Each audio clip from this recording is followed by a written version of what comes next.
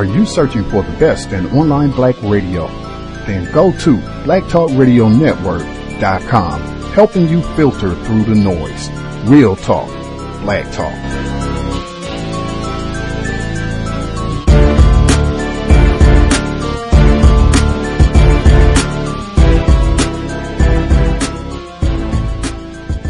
The internet is full of half-truths and all-out lies. We've all seen them, and many people on social media complaining about it.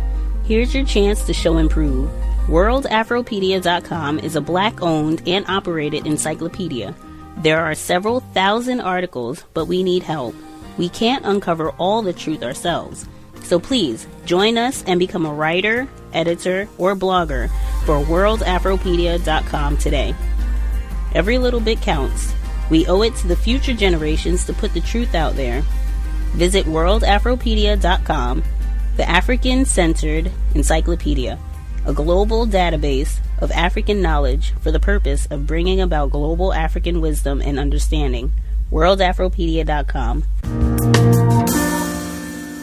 Mr. Fuller, what do you say to the black people who live out in places like Clinton, Fort Washington, Kettering, and Largo, who side with the whites and say that the blacks who live on the reservation or in the ghettos are nothing but crazy, trashy niggas, and that they put themselves and they perpetuate the situation themselves, and they side with the whites? What do you say to What do you say about those black people? What do you say to those black people who say, well, blacks can make it, we've made it, and that it's their problem. The people live in the ghettos, it's their problem, it's not white supremacy. What do you say to black people? Well, you certainly don't. What do you say to black people who think there's no problem at all, that there's no problem? What do you say to black people who say there's no problem? Yes, sir. You say, well, you are entitled to your opinion. Mm-hmm. And that's all you say. And then you turn to the white people and say, now, don't use anybody as an example of a person with a problem except the person that has the problem. And I'm one. So keep talking to me. And if you don't want to talk to me, then that means that you are opposed to me, and we just going to act like we opposed to each other. That's all. Doesn't make any difference what the other black people do. See, we have a tendency to always want to turn around and see what the other black people are doing. Get away from that. In job situations, don't say, well, these black people just don't stick together. We could do this and you could. No. You step out on your own. The compensatory code, that's why I call it United Independent. It means that when you start down to the head office, and these 40 people that said they were going with you, when you start down there, before you start, that night before you make this big move, see, that's going to put your job in jeopardy, here's this long corridor right to that forbidden office where the decision is going to be made probably to put you outside, okay? All these black people for weeks have been telling you, yeah, man, I'm with you, I'm with you. Heck, we got to stand up. I mean, we're together on this one. As you walk down that hall, don't even look around. See, as they dart into side doors and corridors, the closer you get. So when you get there, you're alone. But you already figured you would be. And you just open the door boldly and go in there because you got your package together. That's what United Independent means. Don't ever wait around for the crowd. Yeah, but if you're going to go into a situation like that, the only thing that you're going to be successful with is probably, what they call them, the AK-47. Because, of course, the white supremacist is going to do what he wants to do to you once you step out. So, I mean, what do you do? Okay, I just mentioned something about a job situation. One thing that you want to remember about a job situation is what? Always put yourself at the center of the company. In other words, what's good for you is good for the company. That is your philosophy. In other words, you're saying anybody who's working against you is working against the company. See, always do that.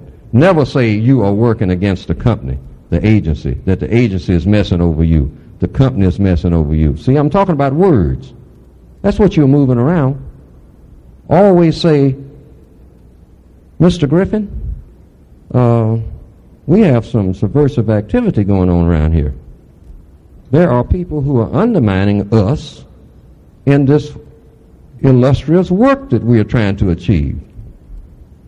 You say, well, Willie, subversive activity, That's pretty strong language. Well, that's what I have to call it, sir. That's what it is. There are some people who are trying to, well, who are these people? That's why I came to you, sir.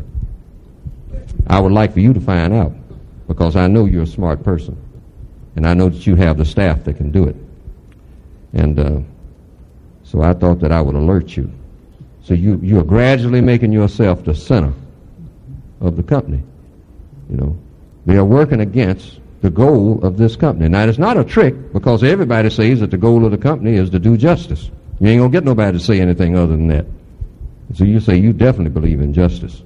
So you know a whole lot about injustice. You got a long track record, so you can spot it. That's what you tell them. And that's not a trick that you are playing. You are undoing the tricks. All right? So this is the approach. This is the counter-racist approach. This is the best you can do, short of, you might say, doing something that's real harsh. But I'm saying some people who have tried it, it works. Believe me. But see, where black people make their mistake is that the company is against me. The company is always mistreating black people. This company is always... No, don't say that. You're using incorrect words. I know what you mean, but don't use those terms. See, who is the company?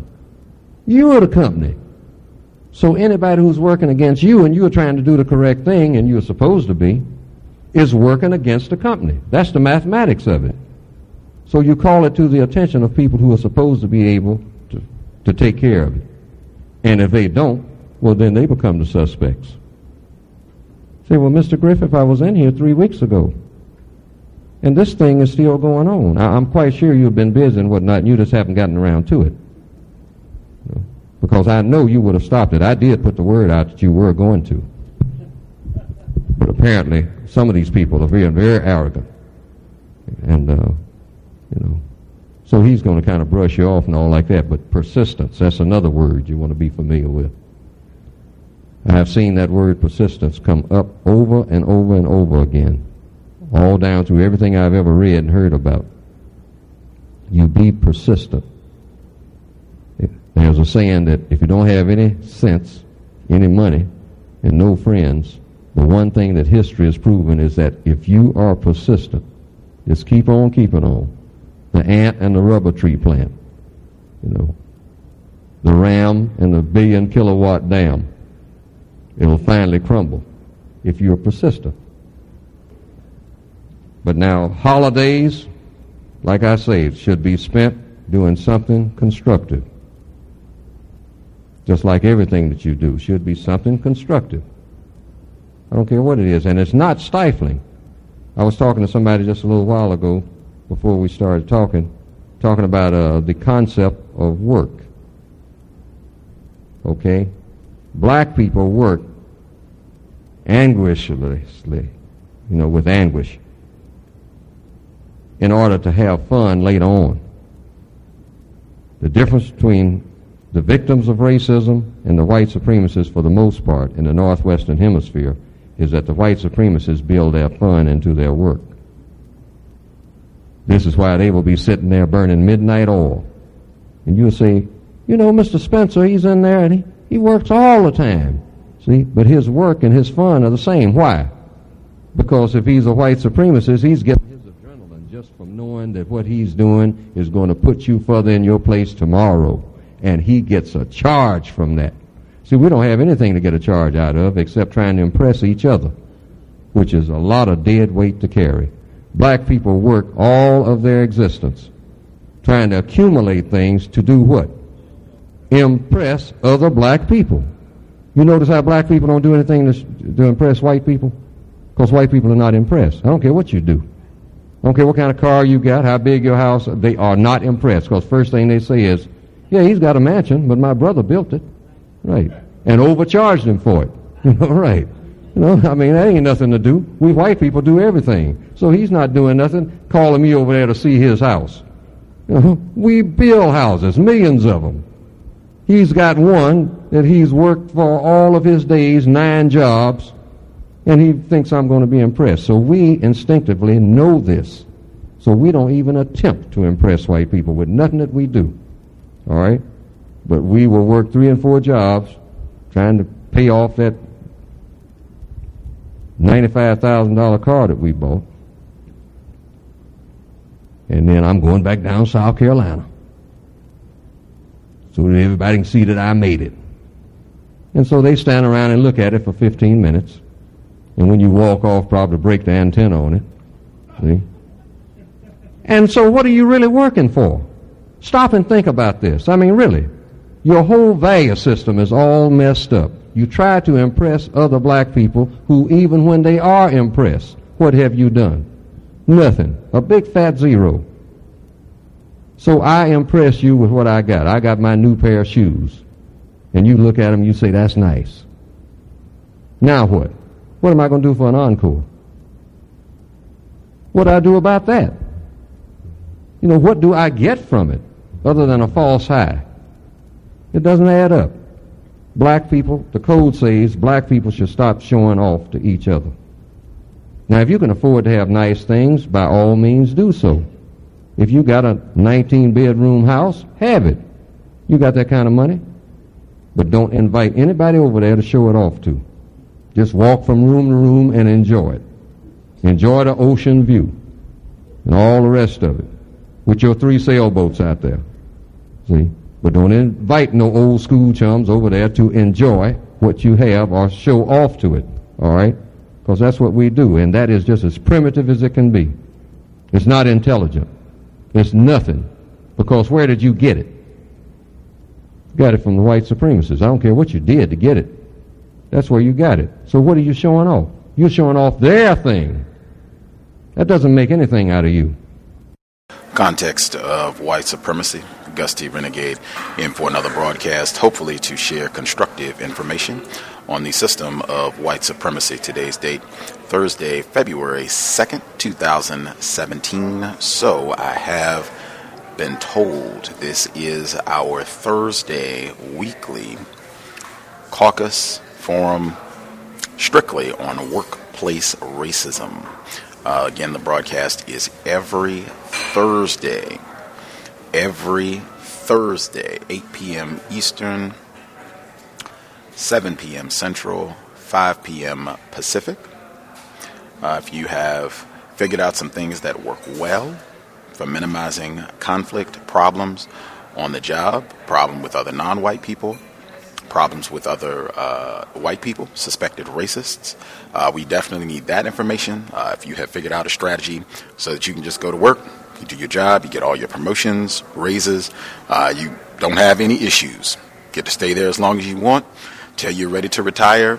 Hey, we need exactly that type of strategy, suggestions. Dial in. You should be one of the first people to dial in and share your view. If you're having problems, difficulties, and you would like to hear feedback from different victims of racism, possible suggestions for ways that you can mitigate some of those issues, certainly dial in. The number 641-715-3640. The code is 564-943#. Press star 6 if you would like to participate. That number again, 641-715-3640. The code 564-943#. Press star 6 if you would like to participate. Again, I will state just for this program, Dr. Welsing, she used to say this on a regular basis, it should be impossible to be able to get, 10 black people together, 5 black people together, even 2 black people together, where folks are not able to have a robust, engaged conversation about workplace racism and them not getting promotions, not getting raises, training a white person who ends up becoming their supervisor, and on and on and on. Unwanted touching, hugging, the whole nine. That this is an everyday issue of terrorism that we all experience acutely. And I think it is helpful, even though I know this is certainly, it's not an enjoyable thing. It's not the most prideful thing to call in and talk about different ways or different experiences that we have had being exploited and abused on the job. But I think it's helpful in so many ways. Number one, we have a lot of younger people who listen to the program who don't have an extensive work history. So I think it's definitely helpful for them and others to hear the types of things that potentially can happen. So again, we can get out of that being surprised or stunned when these things take place. We'll have codes in place already. I expected this type of thing. I've heard about this sort of thing before and already have in mind what to say, what to do to neutralize this type of racist activity. It's helpful on that front. I think it's helpful, too, for people to be able to hear how similar, because I think for a lot of black people worldwide, once they begin to hear, this sounds exactly like what they did to me. So many folks have said that we just get to see the racist patterns of behavior, again, which helps all of us be better informed. We know the types of things to be on alert for and how we will respond if they try to pull that sort of thing with us. Many other reasons as well, but for this program, I think, this program is not intended for spectators. Let's dial in, participate, share. You can offer feedback, and certainly you can always reflect on your workplace experience, things that happened maybe when you were more confused, thinking back to how things transpired at that time, and then, this is what I would do now, this is what I would say now, or this is what I would not say now, having the information that I currently do about racism, white supremacy. That's it. I'll give out the number again before we get to the folks on that would like to dial in via phone. And again, you can always dial it, or you can always submit your commentary via email, untiljustice@gmail.com. untiljustice@gmail.com. We can read your commentary anonymously if you just want to share your views, or if you have feedback on some of the incidents that other people discuss during this evening's broadcast. untiljustice@gmail.com. Folks that already wrote in, I'll share some of their commentary right now, and then keep an eye out on my email as we proceed through the broadcast. So first one, let's see here. Oh, accidentally moved off of the page. Just wondering what's going on here. Okay, first email. This is from our young scholar in the Bay Area, teenager. He writes, I have recently noticed that life does not get easy as you move on through life. You will not always win. Donald Trump was getting ready to make another decision about something, and a lot of people were worried about it.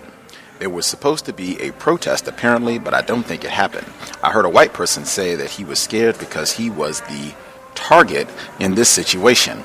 I was very confused about this statement because last time I heard black people were always the target.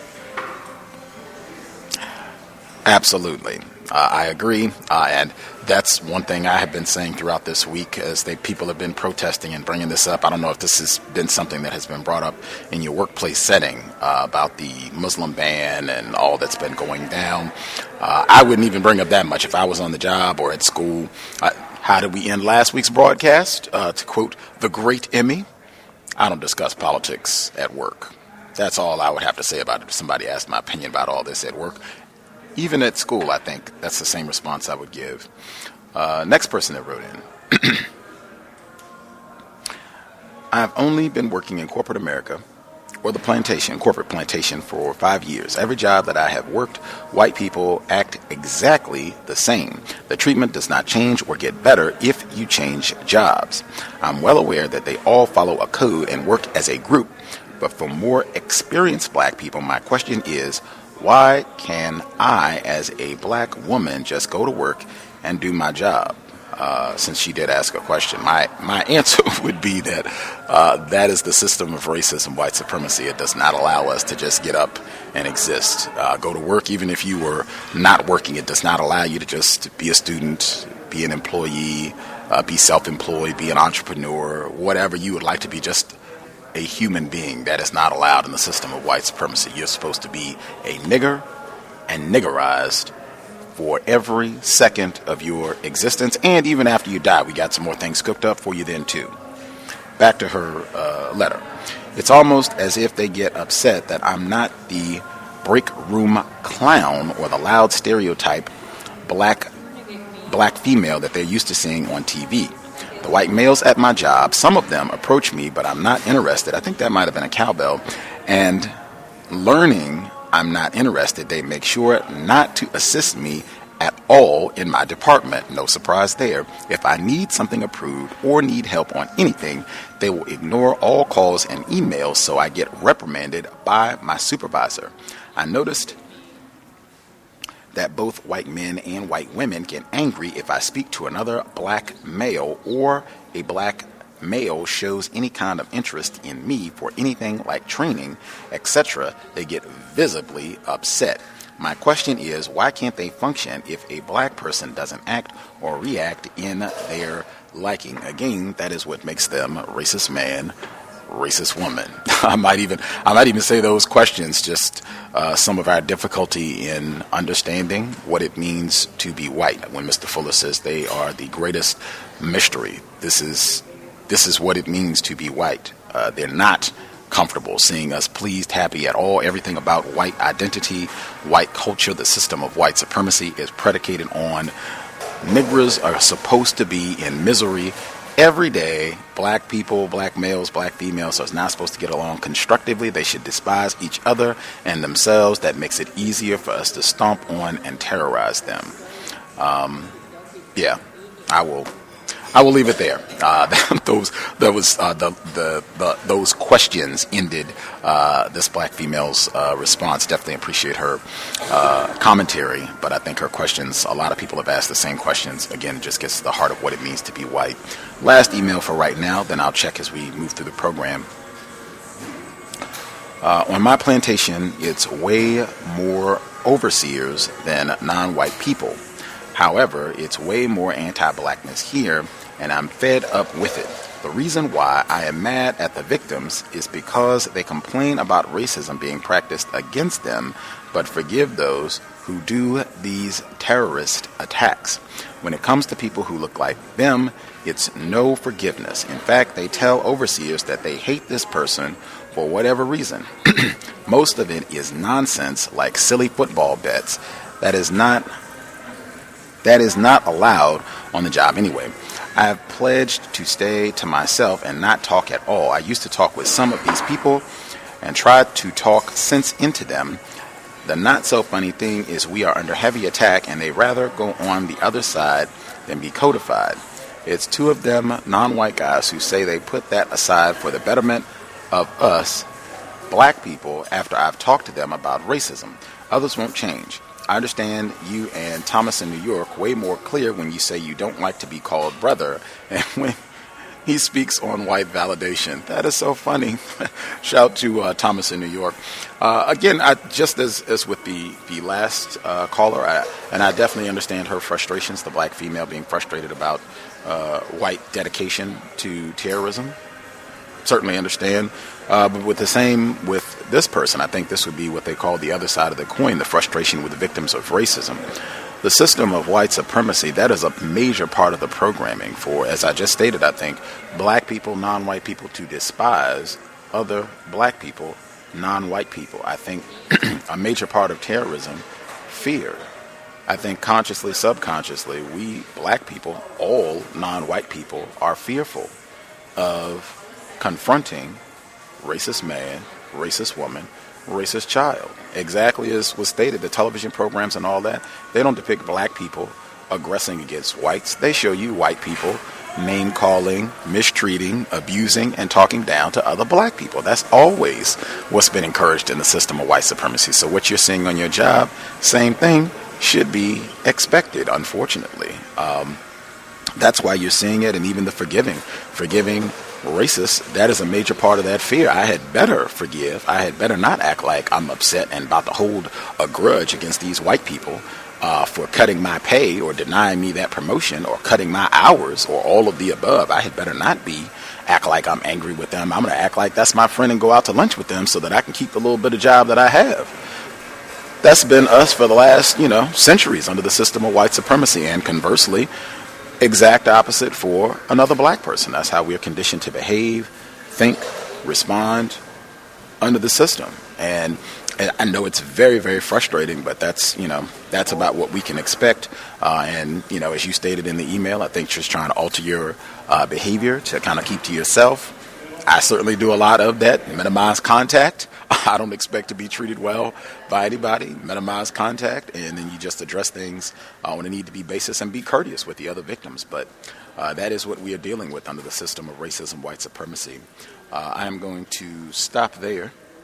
If any of the listeners, if you have commentary to what was written in by any of our listeners, you can feel free to add your commentary or feedback to that, since questions were asked.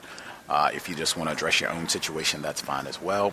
The number again is 641-715-3640.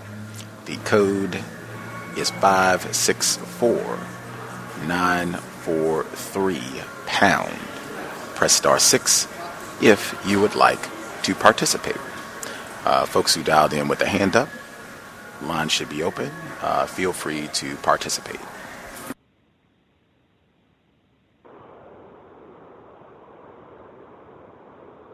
Can I be heard? Yes, sir. Good evening to all callers, 2812 in Virginia. What day is this? This is Thursday. So Tuesday, just to retract a little bit, I'm not going to take up too much time, but there was a woman that I had mentioned that I was having, an older white woman at my job that I was having issues with. She threatened to hit me. No contact anymore. Don't talk to her. We still have to share an office, but it's on opposite days. So if I'm there on a Monday, she's there on a Tuesday. So we don't see each other. So the contact is very limited. But one day I get a phone call from her calling me, saying, "Hey, I have some news for you." And mind you, I'm thinking maybe, something happened at the office or whatever. And I'm like, "Yeah, can you tell me what's going on?" And she says, "Oh, well, those classes that you teach for the School of Real Estate?" And I'm like, "Yeah." She's like, "Well, I found out that if you don't pay more money, you're no longer going to be able to teach these classes." Now, mind you, I'm a sponsor for these classes that I teach for a real estate school, and I'm an affiliate. I've been teaching classes for 3 years. When I first started teaching classes, when I just recently came over to this company in November, and I found that I was going to be working with her, she has constantly been berating me up until recently, since I cut off communication, but she was constantly asking me how can she get in with the organization. The woman that I teach classes for, she is a white woman, a suspected racist, however.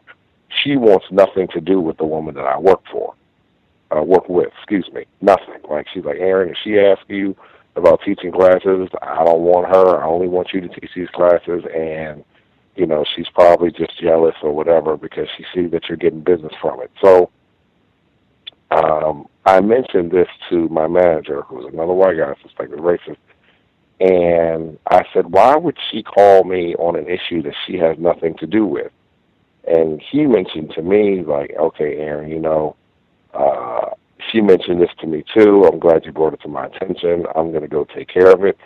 And I do suspect the male manager practicing racism on occasion, but what I do know is that when it comes specifically in my business, if you keep the conversation about money, because everybody gets compensated off of everybody, so whatever my production is, he gets compensated.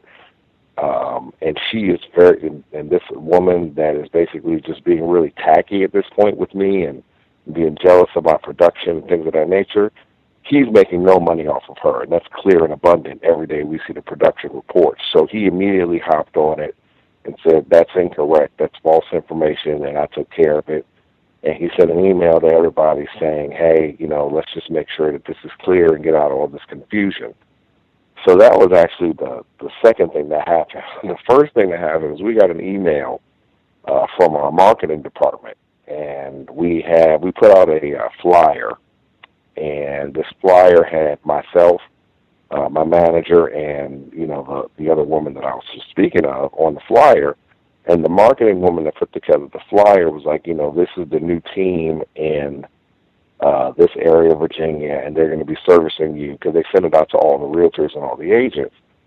And she said that this woman was first because she has a chair in this location.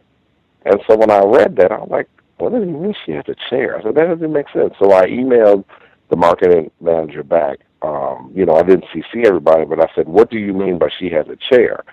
And so the young lady immediately, white female, emailed me back and said, oh, she sits in that office all the time. And then she asked me, do you sit in that office? I said, yeah, we share an office. I said, she's not there all the time. Interesting. And that's all I said. And so literally, I don't know what happened, but, I got a phone call and then another email says, hey, we're sorry about that. We didn't mean to, not consider to list you first. And I was like, man, it's whatever. It's fine. So just tacky all around. And I know this may not be workplace racism, but, I've had car issues, not necessarily a car issue, but I have to purchase a vehicle now, which is what I don't want to do. The reason why it's a little frustrating for me is because now that I'm understanding more about racism, white supremacy, and how it works, and the reason why I used to buy the kind of cars that I was buying before was to impress other black people, now it makes it very difficult when I want to buy anything, because I always ask myself, what is the reason that you're buying this car? Is it from A to B? Do you forget the word deserve? What's going to be the most effective? So hopefully I can have some patience with myself and purchasing this vehicle and getting something decent that will take care of myself and then my two boys. But at the same time, not letting all that anti-blackness fall into play where I think I have to do something that serves no purpose, which is impressing other victims. Thank you, and I'll mute my line. May I be heard? Yes, ma'am. Hi, Gus. This is Perseverance. I know it's been a long time since I've been on the show. I just want to talk about something that I tried recently, which I call share the burden. I have two jobs, and on both jobs I've had technical difficulties. The second job, I was unable to enter any of my clinical notes or do everything that I need to do and document online after seeing my clients. So I decided just to stop working. And I sent several emails to the administrators, my supervisor. I asked to speak to a technical person from the main office if I could get their number, but no, everybody kept on directing me to call India. So I just stopped working, and I sent the email out that I will not be coming back to the office until this is fixed. Don't you know it was fixed the next day? So that worked. And most recently, my main job, my full-time job, my name, I tried to log on, and my name had an extra letter in it. And I was talking to the IT person, a guy that I have spoken to quite often, who's helped me in the past. Someone was walking by, and he rudely said, "I need you to pay attention." So I said, "I'm here. I'm paying attention," and I let him know I didn't put the R in my name. There's no R in my name. I need you to fix this. So he said he'll try to fix it, and instead of stressing, I just sent the email to my supervisor saying I'm having technical issues. This is something that's out of my control, and I'm unable to work until it's done. Once again, the solution came about. The issue was fixed, and I was able to work again. So this is a strategy that I'm going to continue to use. I also want to say just one last thing. I have been doing a workplace journal for about 1.5 years, and I noticed that on the workplace journal, I measure anxiety, conflict, and also contact. And I noticed that my anxiety has gone down, even though my contact and conflict fluctuate and continue to be high. So listening to the C.O.W.S workplace racism has been very helpful, and it has been very stress reducing for me. And that's all I have to say. So thank you, Gus, for having this show. Oh, glad to hear from you, Perseverance. I guess if I could ask quickly, specific details, because that, I think, is all of us, Gus T included, who experience a gargantuan amount of stress on our jobs. Like, what specific things do you think have allowed you to minimize some of your stress, even though some of the other factors, the contact and what have you, has fluctuated? Well, when I'm in the office, I save all of my data entry work for the office. So when I'm there, all I'm doing is listening to shows or listening to calming music. I also continue to take my lunch outside of the office, and I eat lunch in my car. I rarely eat with coworkers, and if I do, they're black coworkers, and we're just kind of talking about stresses in the office. So it's very important to take that lunch break and out of the office or away from the workplace. That is so important, and it's very helpful. And when I'm out in the car and during lunch, that's when I'm writing in my workplace journal. So that's been very helpful. And like I said, your show, just hearing that other victims have the same problems that we all struggle with, the issues we talk about every week. So with that, I'm going to mute my line. Much obliged. Much obliged. Documentation, that is so important. As I stated, it doesn't have to be something that's an hour of writing every day, although you might, get to a point where you're doing that. But I mean, even if it's just 5 minutes, 10 minutes, while you sit in your vehicle or when you get home or wherever, I think you can find 5-10 minutes just to record observations, thoughts, feelings, whatever it is, about what happened on the job. I think you will appreciate having the data, and particularly if it's that detailed as what you just heard from Perseverance, where you can track your anxiety, your stress level, where you can track that over a year and a half. I mean, that is really valuable information, and just sounds like being, a professional counter-racist soldier as it relates to the area of labor. And don't keep the journal at the job. I keep it locked in the car. One last thing. Amen. Amen. Amen. Absolutely. Absolutely. Other folks that we have not heard from, if you have commentary, feel free. Can I be heard? Yes, sir. Greetings, Gus. Greetings to the rest of the callers and the listeners on the line. This is Rob chiming in from Milwaukee, and I'm still growing. Gus, I wanted to, I'm about a week behind in sharing, and I didn't share last week because it was very emotional, but I wanted to know if I could share my medical experience as a workplace racism. I reckon so. Okay, I'll make it really brief. So I sustained an injury. Not sure if a lot of the listeners are aware, but I sustained an injury. It was started as a dislocated shoulder, and I was tackled by two grown men while my shoulder was dislocated, so it turned into like a broken chest and back. And the injury went untreated because I didn't have health insurance, and my body healed incorrectly, so it healed behind me, and it changed the shape of my head, rearranged my face, my torso, and my whole body. And I'm actually disabled right now. But in the words of Dr. Welsing, be not discouraged.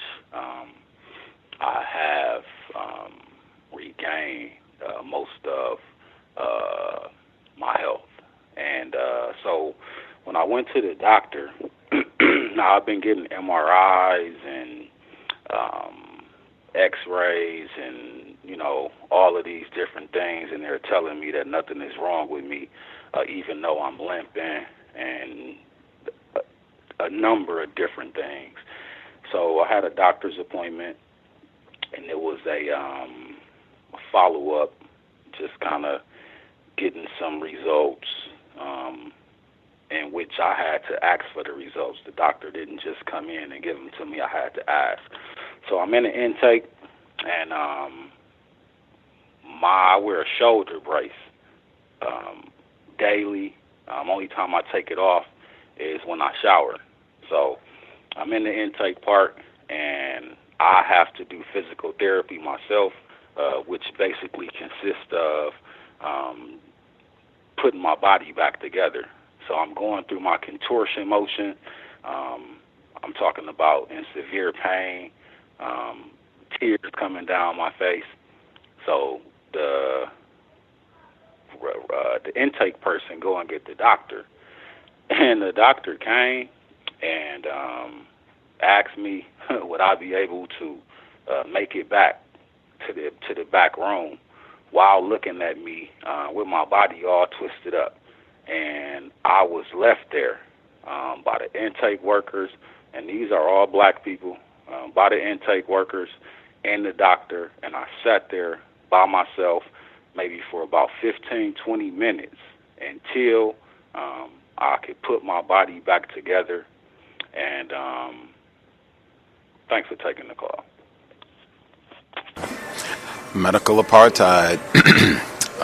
First thing that came to mind, in total disregard for black health, black humanity. Sorry that you've had to experience that, but that is the system of white supremacy. Very important area of activity where a lot of people suffer just with basic human health needs, and the racism that we encounter there as well. Thank you for sharing. Wish you the best with that. And again, as Dr. Welsing said, be not discouraged. Love it. Other folks that we have not heard from at all, if you have commentary, feedback, questions for the folks who have shared thus far, or if you have your own commentary you would like to share, if you dialed in and we have not heard from you, feel free.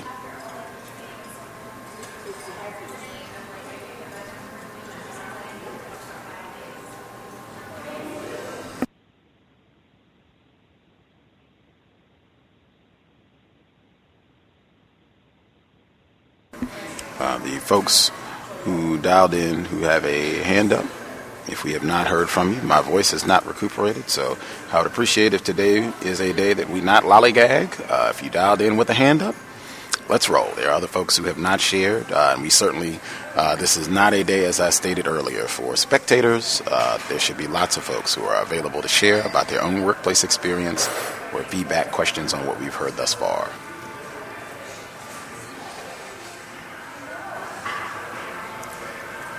Can I be heard? Yes, sir. Yeah, this is 302 from Delaware. This is actually my first time calling in. Hello to everybody.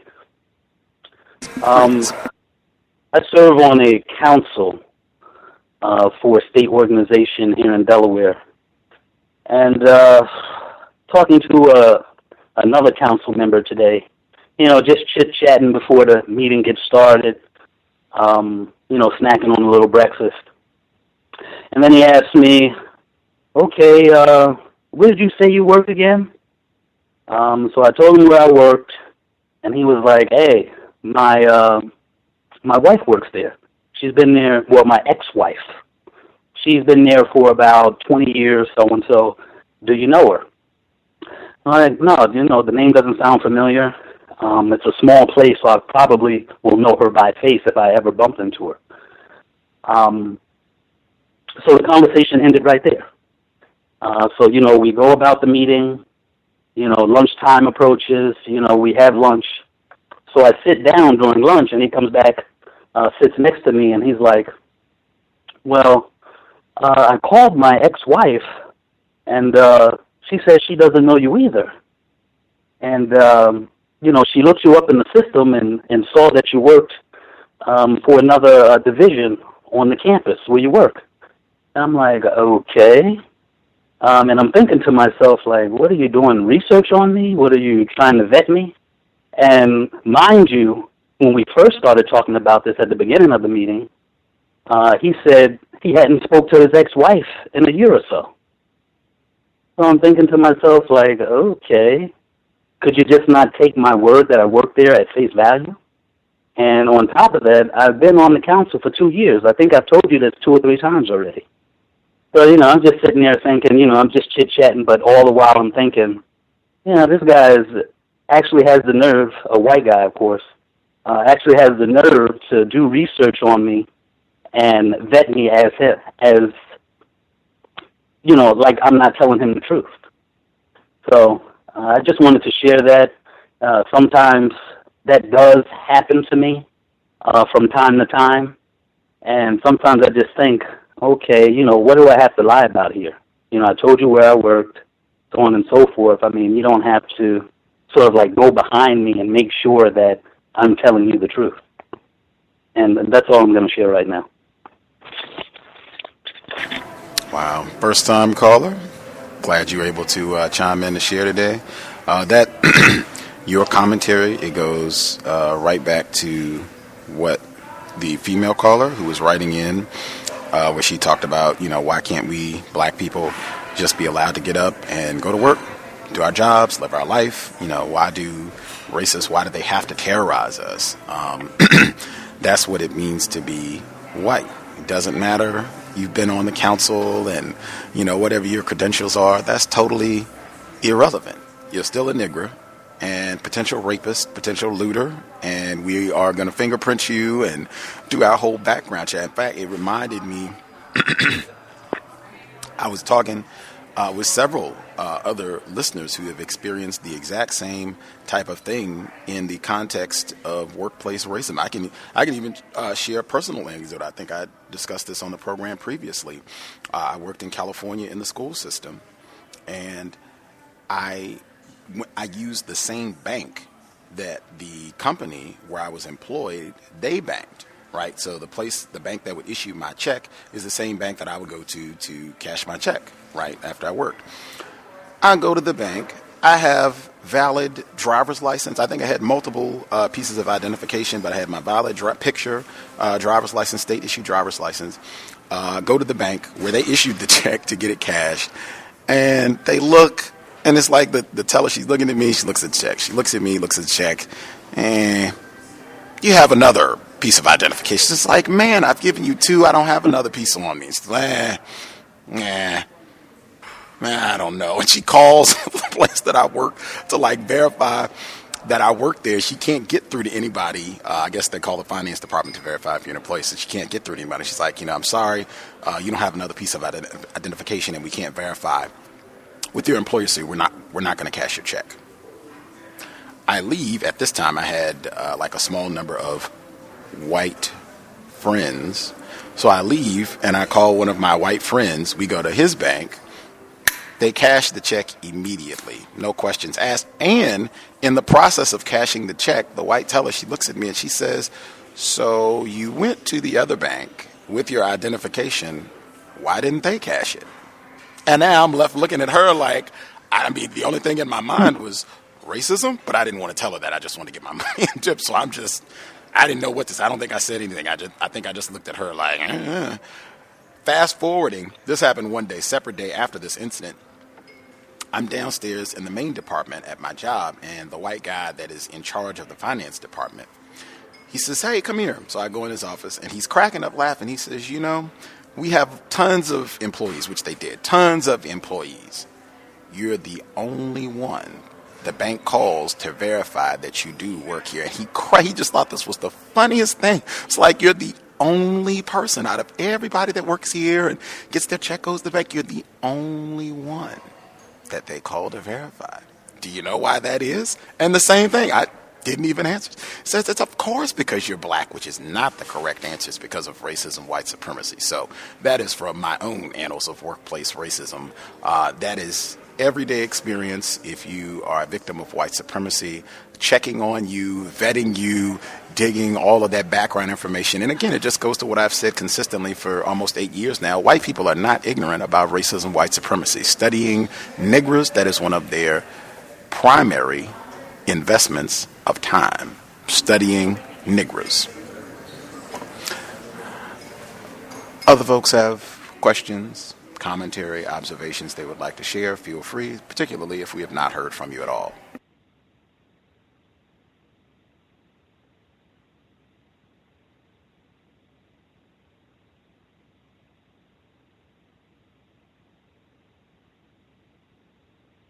Can I be heard? Yes, sir. Greetings to you, Gus, and to the other callers and the listeners. I have a workplace observation, two workplace observations. Today, actually, earlier today, there was a training in my company, and when we were there, I don't even remember the total gist of the joke, the whole joke, but these white people were in the meeting talking and thinking they're being funny. And somehow Donald Trump had come up, and it was like a subtle, they subtly alluded to him. And one of the white males asked the white female, "Have you ever talked to an alien before?" And she said, "Well, the only alien I've ever talked to is Mexican." And I looked at her, and I was like, wow. I just sat there, and I was like, okay, that says a lot. And mind you, this is a white woman that I've dealt with before.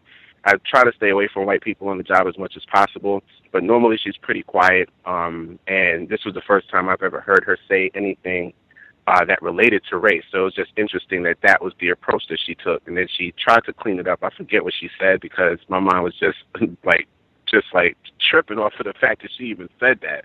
And I just said, okay, well, I know the type of racist you are even better than I knew the type of racist you were before. I already knew you were racist, but I've never heard you really say anything overt or covert. And today just really put everything in full perspective for me. And my other incident actually is really, really terribly sad. I had a coworker. She was 36 years old, and she died in her sleep this past Sunday. She has a 10-year-old daughter. I didn't know her super well, but I had some contact with her before. She was just always very pleasant, very positive young black woman. And I found out that Monday, this past Monday, that they said she passed away in her sleep. We haven't really found out what's going on. I guess they might still be working on doing an autopsy to see exactly what the cause of her death was. But I immediately thought to myself, white supremacy wins again. You have this young black female. She's the second coworker that I've worked with that's passed away. Not at this particular job, but the previous job I worked in when I was at Comcast. I had a coworker that I sat maybe about 3 to 5 feet away from, and she died at 31 years old, and she had a 6-year-old son. We were actually in the middle of taking a collection for her son because she was having problems with the father of her child. And we were taking up a collection. This is before she died, in order to kind of get some money together that she would be able to use to get school supplies for her son and stuff. And all during that time frame, she went. This was during the week. She went home and died in her sleep. And I remember she used to work I think it was either 2 or 3 jobs. And she used to nod off on the job a lot. So even when we had training, she would actually sometimes just fall flat out and just fall asleep in the middle of the training because she would be so tired, I'm sure, from working multiple jobs and taking care of her son. And I'm pretty sure just whatever the familial issues were with the father of her child. And I thought to myself again, wow, this system really kills us young. And I've always said it. I don't care if a black person dies at 100 years old with a smile on their face. I think every black person in this country is a murder victim. As long as the system of white supremacy exists, then none of us live as long as we could and should live. None of us live to our fullest potential. None of us ever get to really, really fully express, like Dr. Wilson would say, our fullest genetic potential. Whether it's the length of time that we're on the planet, whatever happens to ruin our capacity to fulfill whatever goals that we would like to accomplish or obligations that we have. It is all based on the system of white supremacy. It is highly depressing, like, to think about how many people just pass away like this, and the way that the way that it gets to be such a regular occurrence that it can become very easy to anesthetize yourself to the fact that somebody else has passed away, especially when you're used to just having people die either all the time or quite regularly. So I just wanted to just put that out there and just really say, please, people, do the best that you can to take care of your health, your mental health, your physical health, and whatever we can do to try and facilitate some sort of positive living in the most inhumane system ever devised by psychopaths. Let's try our best to do so. Thank you, and I'll mute my line. Wow. Health coming up again as a major issue with regards to racism, white supremacy. I think something we've talked about quite a bit as well, even hearing from Rob before, but certainly that is one of the designs of this system, and particularly even as it relates to work, to have so much stress on the job that mightily contributes to us being here, being on this planet a much shorter period of time, and also for the time that we're here, us being in poor health, having panic attacks and all sorts of different issues, stress and disease, just as a result of toxic work environments. Oh yeah, Gus. I meant to. I'm sorry for interjecting, but also today, and I don't know what the circumstances were, but there was another young black female who was a supervisor. I was actually in the middle of doing work, and the emergency services EMTs walked in and literally brought in like oxygen, put an oxygen mask on her. They asked her some questions. We have nurses that work on the job, so a couple of the melanin deficient nurses were, I guess, tending to her before the ambulance came, and I think that from their assessment, they thought that to call the ambulance was the best thing to do, and they ended up carting her out as well, or in a like one, I guess it's like a chair, because it wasn't a gurney, but it was like a chair, and she looked like she could have been passed out, or she was like her eyes were closed and she was just kind of laid back, and they literally took her out today. So again, leading in that direction of health, and she's a young black female, a lot younger than me. And I don't know what the circumstances are. I'll probably hear more about it tomorrow. But again, like you said, health again. And she literally just this afternoon, I totally forgot about it. And as you were talking, it triggered the memory like, oh, yeah, this was like about maybe 3, 4 in the afternoon. They carted her out in an emergency chair, and the emergency services workers walked her out of there. So thanks again. I appreciate it, and I'll meet my line. Absolutely. FMLA. That was on my mind earlier, I think.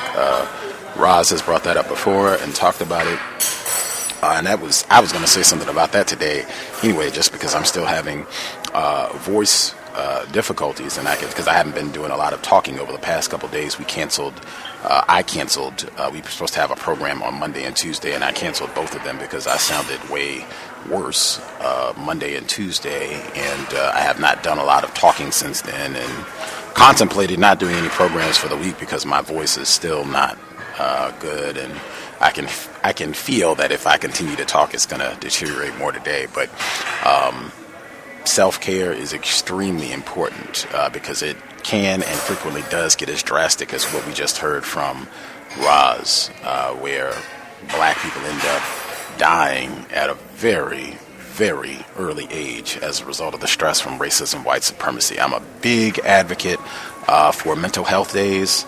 On the job, I get an F this week because I probably should have taken the entire week to make sure that my voice and mental health were A+. But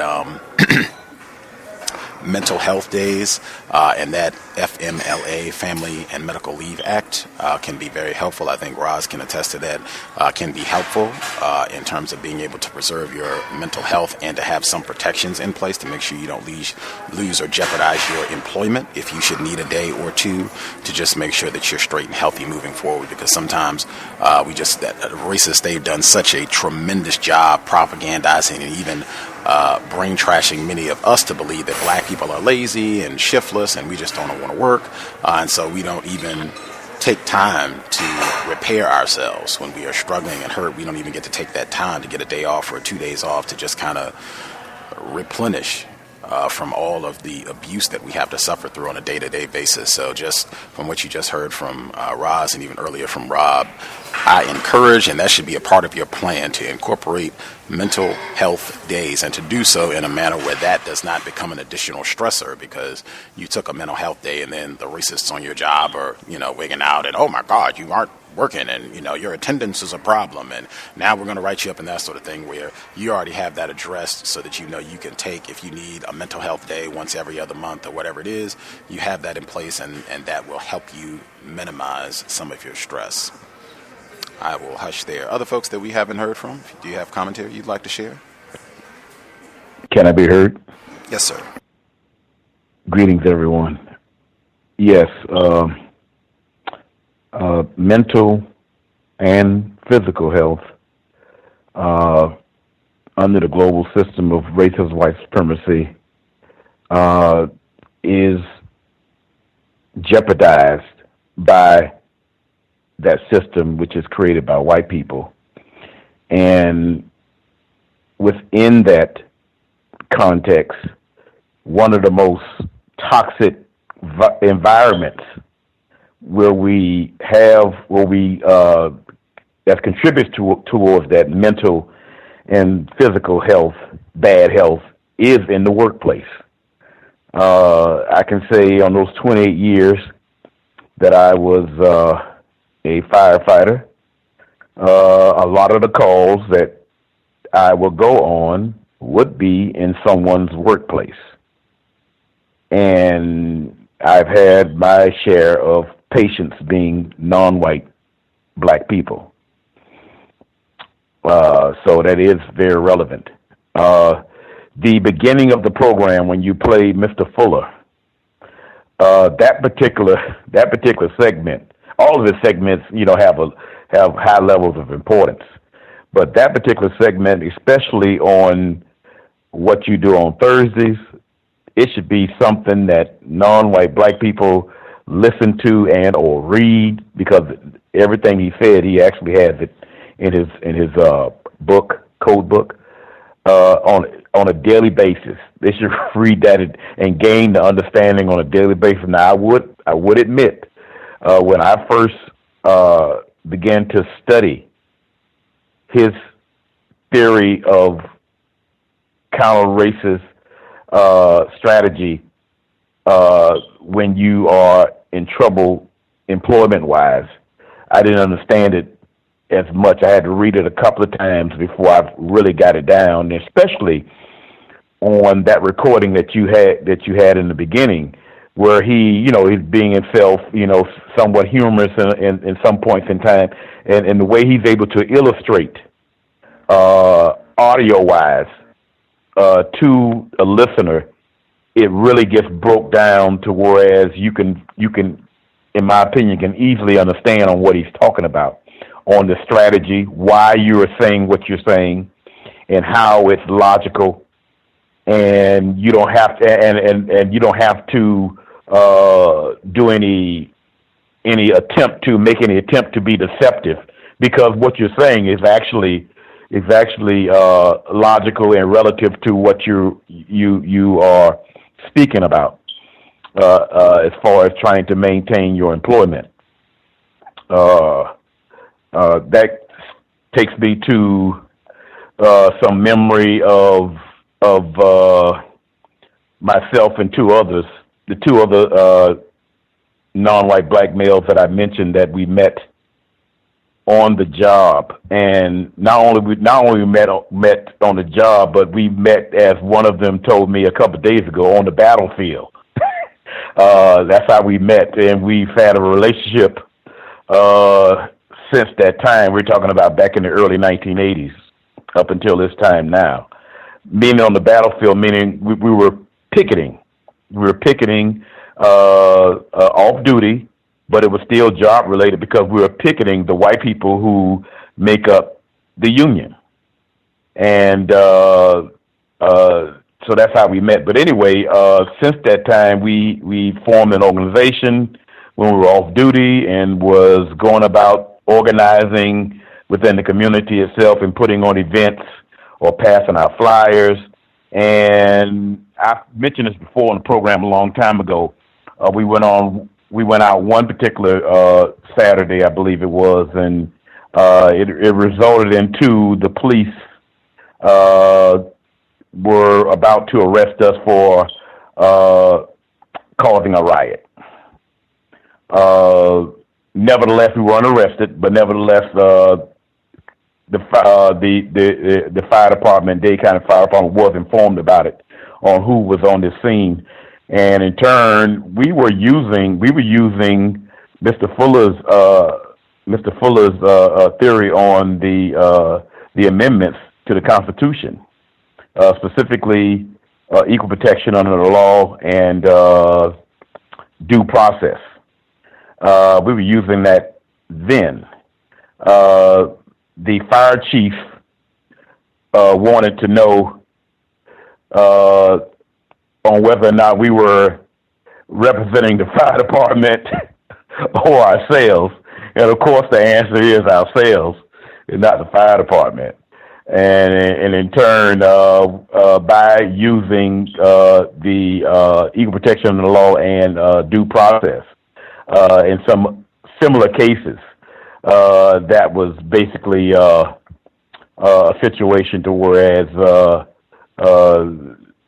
we were not disciplined, quote unquote, from that particular incident. And there were several. I mean, I can mention about several more with me personally, let alone talking about myself and the other two gentlemen. But that passage that you played, that recording with, is vitally important. That we really get an understanding of that. I like the lady prior to me who keep to herself and also keeping a journal. That's vitally essential as far as that's concerned. And the program itself, you could tell by the callers and what they have to report that this is something very constructive on what you're doing and how we are responding to it. And this is to my knowledge, which may be small, but to my knowledge, this is an example of what we can or should be doing to improve ourselves individually, and in turn, that will result into a collective improvement. And we're talking about one of the most important and vital people activities, employment, where most of us find ourselves at some point in time. Thank you.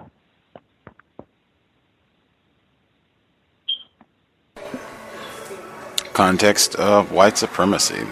Absolutely. Other folks, if you all have commentary you would like to share, the number again, 641-715-3640. The code is 564-943#. Press *6 if you would like to participate. Again, this is not a broadcast for spectators. There should not be loads of people just hanging out, looking for entertaining stories from people talking about what they have gone through on the job. There should certainly be a wealth of folks out there to share either difficulties, successes, and or if you want to look back at some of the things that have happened earlier in your work history. Right on. And if anybody has any, I guess two things. If the Trump situation has come up on the job, the protests, the what they're calling these Muslim bans and the registry and all that, if that has come up on the job, if folks have a codified suggestion on how you are dealing with that or have had to deal with that, that would be good, because I'm sure that's going to be like a running thing for probably some weeks or some months now in dealing with all this, as well as the last person who wrote in terms of being frustrated with the conduct of the other victims on the job. If people have any suggestions for that, dealing with being frustrated with how other victims of racism are behaving on the job, that's always good because a lot of people deal with that same frustration. If you dialed in, have a hand up, line should be open. Feel free.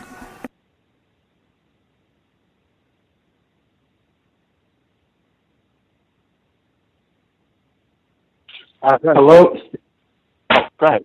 I'm sorry, go ahead. No, you can go ahead. Oh, thank you. I just wanted to be brief.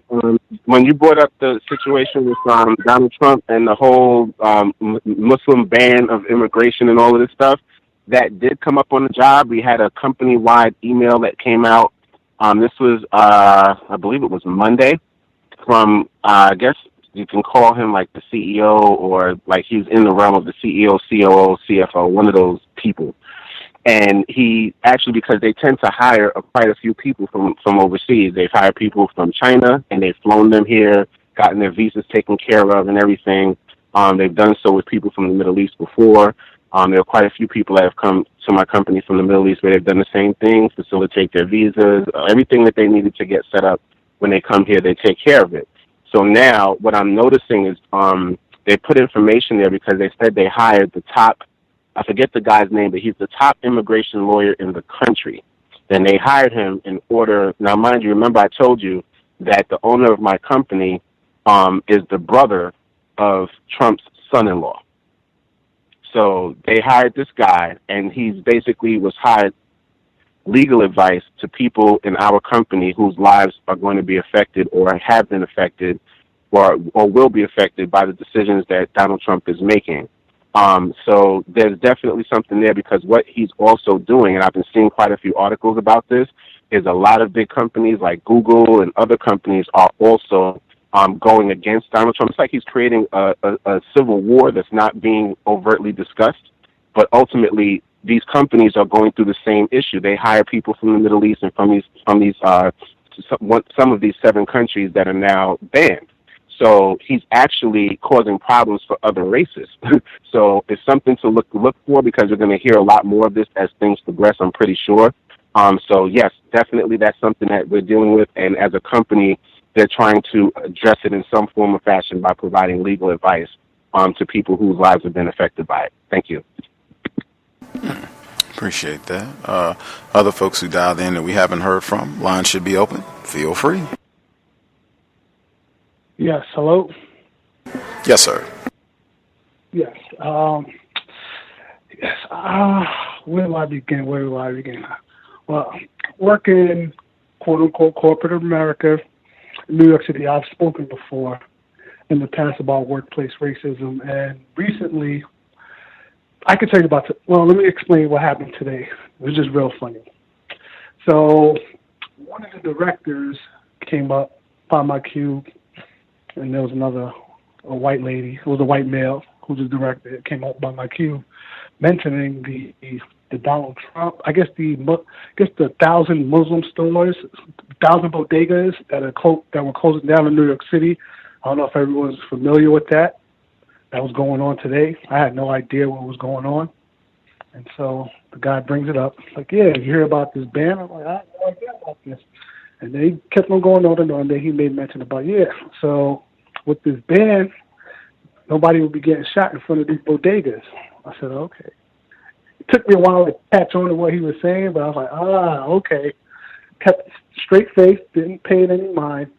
I was like, all right, it is what it is, to be expected. I heard he supported Trump. Not that it matters whether he supported Trump or Hillary Clinton. Still the same thing. But I just thought that part was interesting. And to go back to a couple days ago, the same director called me into his office because he sent me an IM, said come by his office. So I came to his office, closed the door. We had a discussion talking about one person, ironically the same white female that's working with me. And he was explaining to me that she had received it's called a tip. That's what we call it, but I have to find the term, but it's pretty much a notice. It's pretty much a notice about your performance and how you need to improve. And I heard she met with HR, and another white female director the other day to discuss her performance and saying that she needs to step, quote unquote, step up and improve her performance, or things may not end well with her. Hold on for a second. Context of White Supremacy. So while we're adding him back, I will see if I can quickly add one of our listeners, international listeners, who also has commentary on workplace racism. Let's see if we can add her while he's taking a moment or two. You might hear the ring in the background. Yeah. Oh, are you back with us, sir? I'm sorry. That was my daughter. She, 3-year-old, takes over the place, so got to attend to her a little bit. But if I can continue, so he brings me into the office, telling me that this one has a performance, that her performance is up to standard. Pretty much, she lied about where she's supposed to be, that she's supposed to be handling jobs on her own, but that's not the case.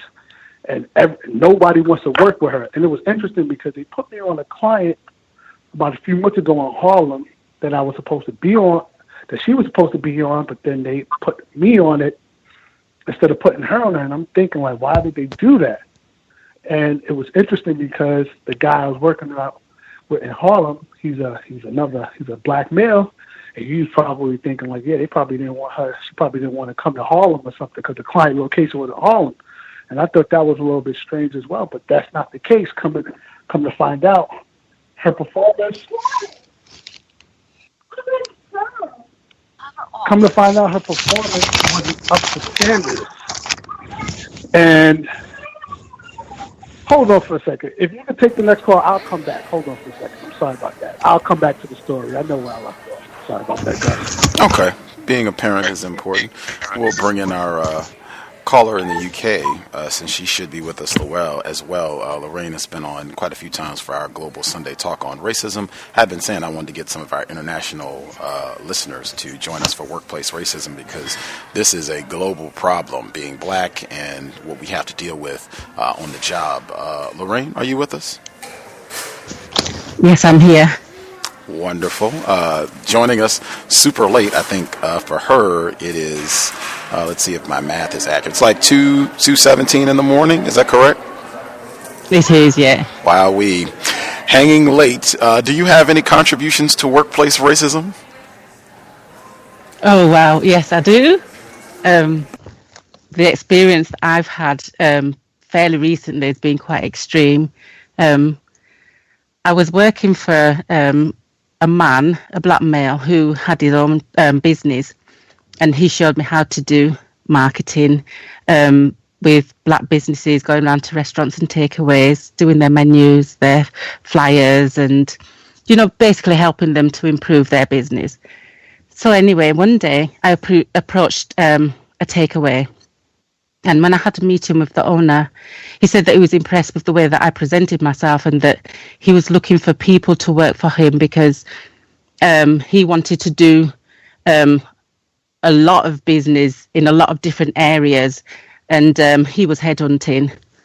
So it sounded pretty good, and the job that I was doing at the time wasn't really sort of making the money that I needed to survive. So I contemplated it. But in the meantime, he had a takeaway, and I knew the woman that was managing the takeaway, and she was completely stressed. She was working all hours on her own, and she sleeping on the floor in the office. And she asked me to do a few hours to cover, so I said that I would. And she didn't know what she was doing. She found the whole situation extremely stressful, and she took it out on the staff. And the owner of the business one day brought in this white woman.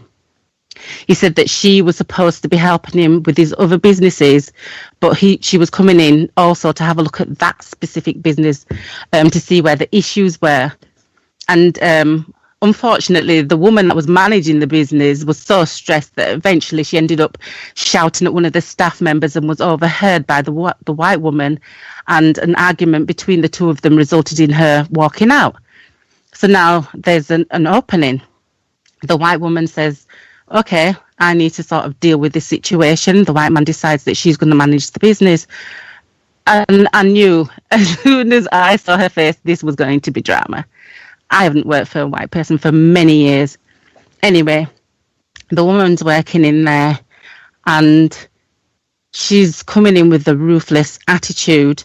She employed people that were unemployed, getting unemployment benefits, so that she could have them work for a length of time and not pay them any wages. And any time that they came demanding payment, she'd just quickly remind them that you're not supposed to be working anyway and there's nothing you can do about it. One male had been working there for a time and he'd been owed £600. And when he came in for his money, she said that it had nothing to do with her and he needed to speak to the owner who was away out of the country, and that he better wait until he comes back and don't come back to this business. And he said, don't talk to me that way. I've come in for my money and I've never been disrespectful to you. And she continued being disrespectful. So I just said to him, look, just leave the business, wait until the man comes back. You're not going to get any joy from this woman. So I encouraged him to leave.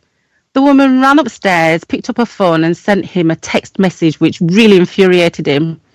2 minutes later, the man came back in, extremely annoyed. He showed me the mobile phone and said, look, this is what she's just said to me. He says, I want my money. I'm not having this anymore. So she came downstairs and I'm standing between the two of them. The man's banging his fist on the counter and she sees an opportunity. So she puts her hand on the counter and starts slowly sliding it towards his so that her hand could go under his face, which means that if he banged it, she can have him arrested for assault, as there are cameras. But I spotted what was happening and I kind of pushed him out of the way and I said, just leave the building, you know. And then I went outside and I explained to him what she was doing. And he says, I don't think she would do that. And I said, I don't understand. The fact that you hate white women has really clouded your judgment. I said, please do not come back into this building because this woman really hasn't got anything good, you know, to help you in this situation. Do not come back. Unfortunately, the owner of the business is in on it as well. And that was July, and up to this day, he still hasn't been paid. Mind you, they still owe me wages. Another situation. I was working. The lady was upstairs. I worked by myself, really and truly. It's not a one-man job. But I was working on my own. There was 4 customers in there, and I'm running backwards and forwards, putting food in the containers, heating it up, serving customers. She comes downstairs, and then she's like, look how many people are out there. Hurry up, hurry up. Picks up a ruler and starts pretending to whip me like a slave. Now, the chef sees it's a black male, sees what she's doing and starts laughing. And then I turn around and goes, don't you dare do that to me. He says, oh, just laugh it off, laugh it off. I said, laugh it off? How can you laugh something like that off? That is absolutely out of order. And I walked into the main room and then she walked behind me. She goes, I don't want any bad vibes around here. I said, you're the one who's bringing bad vibes here. You know, so she eventually went upstairs, she packed her things and she left. And I'm telling you, I chanted every day. I just said, everybody that's got bad energy against me, fall in the same hole that you're digging for me. I kept enchanting it. And then one day I heard that she fell down the stairs in her own hole and ended up with her knee round from the front to the back of her knee. So she didn't come in for about 3 months. Eventually she did come, she came back, and she came back with vengeance. She kept on rehiring, firing, rehiring, and everybody she rehired, they left without their pay. I left there with her still in there, and it was just a catalogue of different events. She hired a white woman to come in because she didn't want me to do the job that I was supposed to be there to do. She brought this white woman in, and her role was basically to get rid of me and another lady that was working in there. So she tried to collude with this white woman, but the white woman didn't know how to do her job. And the white woman asked me to help her because she had no idea what to do. I had no intentions of helping this woman, but she kept on coming and telling me all the things that the woman was saying behind my back. And then eventually the white woman found out and then got rid of the woman. So then she says, what's this I hear about you saying to such and such about you hate my guts? I said, me? I never said that I hate your guts. I said, if anything, you hate my guts. She goes, I don't hate your guts. I said, you do hate my guts. She goes, no, I do not. I said, you do hate my guts. She's there telling me to come here, let me give you a hug. I said, are you crazy? Why would I want to hug somebody that I've just actually said hates my guts? Do you know what I mean? And that was like the day before I decided that I'd had enough and I was leaving the business. The day when I told her, she had the biggest smile on her face. And I just thought, it's all right, you can smile because I know you're going to regret it. I left there in August. By November, the end of November, I started getting messages from the owner begging me to come back, and to this day he's still trying to get me to come back, and he's moved her out of the business. However, I have no intentions of going back in there because he left us dealing with that woman. There was a time where she had an argument with a young lady and she was pointing a finger at this woman, jabbing towards her face, and ended up poking her in the eye. Just so many different extreme situations that happened in that place. You know, it was just terrible. Wow. Context of White Supremacy, global problem. And I mean, there were several different instances. Even some of these sound surprisingly similar to other incidents that we've even heard today, where you were on the job, the situation where I guess this white woman comes with a ruler and is acting like she's going to lash you to get you to go, do some work. Because that's, of course, the only way you can get black people to behave is to give them a good knock upside the head. And this other victim of racism, black male, says, oh, just laugh it off, Lorraine. What are you getting all, upset about? She was just joking. You shouldn't take it so seriously. Sounds very similar. I think it was one of the black people that wrote in, was talking about how the victims that this person works with, they are always very eager to forgive racists who transgress against them, and it's the exact opposite behavior for black people. And I said that's just how we are conditioned. Apparently that seems to be the case worldwide, how we have been conditioned: forgive whites, laugh it off, whatever the abuse is, and take the exact opposite position with other black people. The tyranny of white women, that seems to be a recurring theme today as well. We've had quite a few people talking about white women being abusive on the job and terrorizing a whole work situation, and just black people not being valued in general. If folks have questions, since now we have an international perspective on workplace racism and the problems that black people experience, and hopefully that will emphasize, at least in my opinion, even if you are a black entrepreneur, you quote-unquote work for yourself, even if you should leave the U.S., go to another part of the world, workplace racism will continue to be a problem for you as long as white supremacy exists. Statement I made either is true or is not. Before we get more from Lorraine, I want to check in with other folks that are with us. Did other people that called in have a hand up? Did you all either have questions for any of the callers that you've heard thus far, or did you have your own situation that you wanted to share? All the folks that dialed in with a hand up should be with us. Anybody that we have not heard from at all? Can I be heard? Yes, ma'am. Yes, this is the caller from Florida. I was just calling in to give an update on my situation, as I had been out of work on disability since my surgery. And my initial period was from the 24th of October to the 15th of December. But because I was still dealing with some of the part of the surgery that still needed to heal properly, I was already looking at getting an extension to my disability claim, as well as going into physical therapy. Needless to say, the receptionist, white female in Metairie, that I had filed a complaint against, that was giving me a very difficult time while I was here, giving me misinformation and just inconveniencing me the whole time throughout my healing process. When it came time to get my paperwork sent off to corporate for them to determine whether or not I would be able to qualify for an extension, It seemed like there was a lot of confusion in the office. The right hand didn't know what the other hand was doing, and somehow, mysteriously, when I was faxing all of the information that they needed, things were getting lost and this, that, and the other. So I just recently found out, because I had received some mail from my dad in New Orleans, first class, that basically they were trying to make it seem as if that I was not even here in Florida, that the whole incident of me being here versus in New Orleans was a lie of some sort, and that I had not been going to the doctor. I hadn't been doing my post-op follow-ups and stuff like that here in Florida.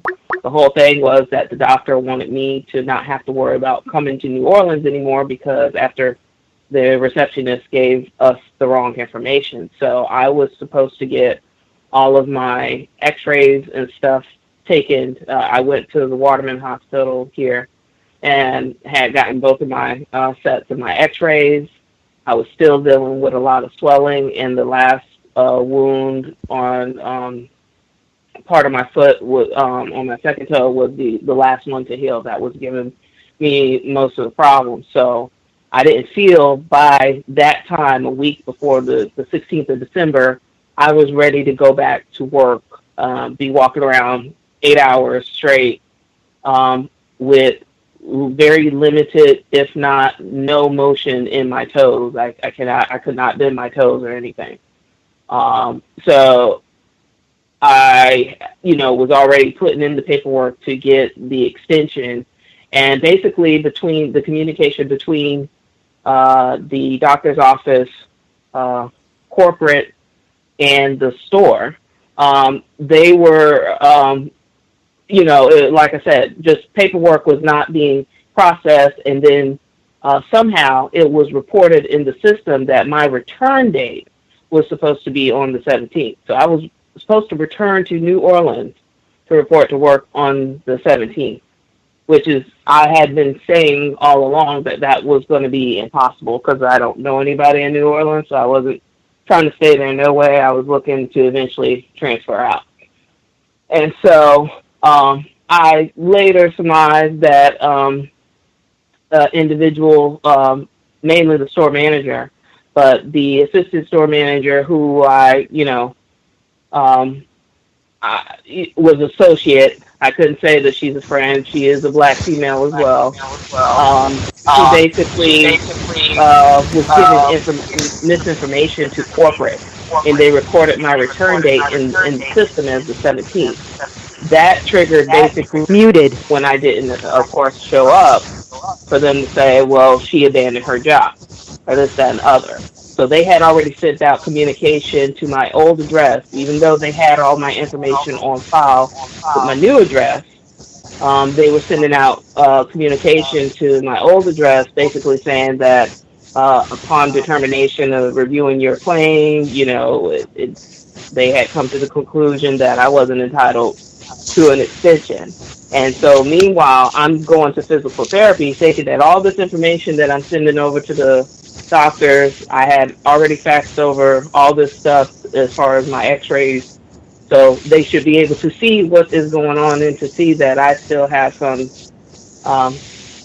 issues that I'm dealing with, and to come to find out that they hadn't even received any of the stuff from the hospital, nothing. It was just a whole bunch of confusion. So, make long story short, I eventually got it all taken care of after the receptionist at my physical therapy, because they kept on asking me had they received any of the information. So she took it upon herself to say, look, I don't know what they're doing. This is the second time we've had another employee from another company who just so happens to use the same claims management company to service their claims for disabilities. And she said they had the same problem too. They were trying to make it look like the employee didn't have their paperwork, or like they were lying about something. So she said, this is what I'm going to do. she was going to basically send over everything, like my, from the time I was taken in and this, that, and the other. So she sent a whole lot of paperwork, and basically they was able to get the claim approved.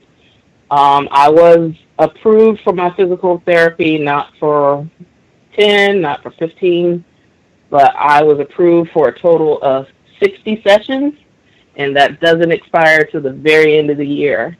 And I emphasize that because the whole time it was like between my store managers and corporate, they were trying to basically surmise that the type of surgery I had, I was supposed to bounce back and go back to work immediately. And it made me think of, how we discussed medical apartheid and how a lot of times they, when these football players get hurt and, instead of them being able to fully heal and, get the proper treatment for their injuries and stuff, they're expected to go back into the game and automatically play. And I was just very insistent on making sure that, I got the proper care that I needed, because I knew what type of surgery I had, and I wasn't going to, allow them to just push me into just going back to work so soon.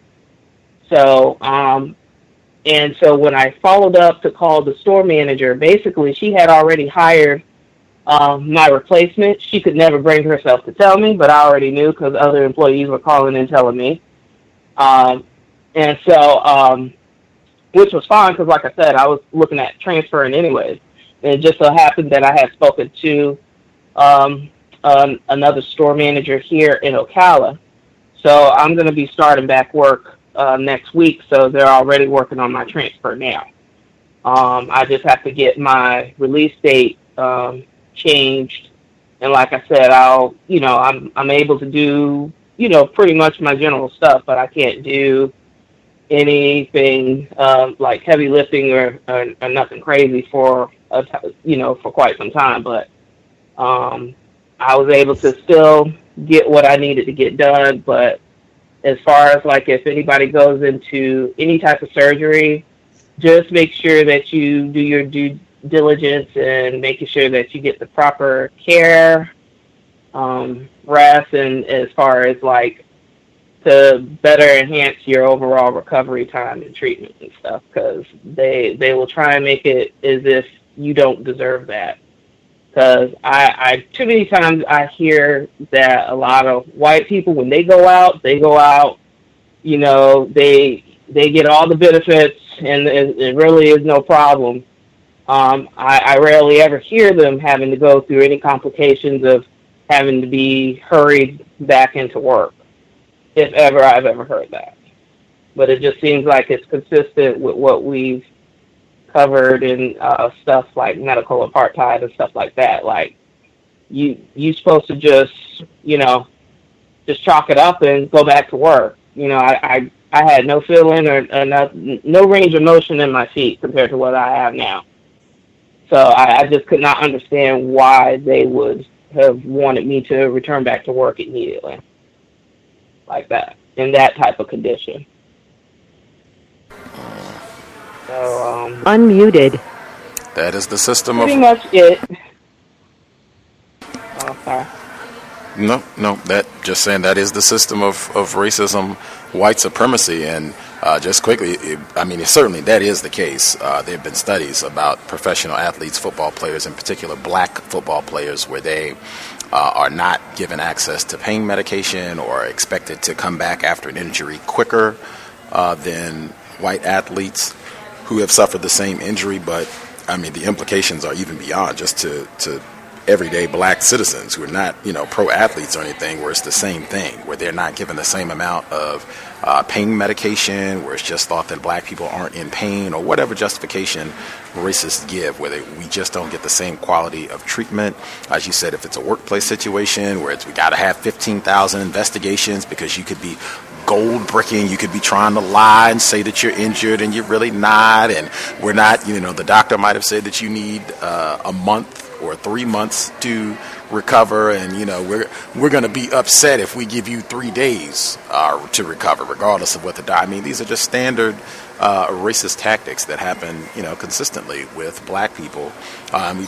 Health, that's been a major running pattern of the day, but the same thing, documentation, I think that's been one of the big things where they, for whatever reason, whites can't get on the same page, and transferring information that is critical to your healing process and knowing what's happening with your foot, and making sure you get the best quality care, having your own documentation. And this is another one, Vernelia Randall, where she talks about having someone that can help, because if you're on medication or if you're in pain, you might not be able to think at your best. So having someone else who can lend a little bit of their brain power to make sure the documentation is there, or if questions need to be asked, and just having things in order, because racists, they're going to be trifling. You just got to expect that as these things go. And even if you can do as much preemptive work as possible before the surgery and before you're in pain or on medication, that way you can already have some of these things in place. I think that would be a great counter-racist code as well.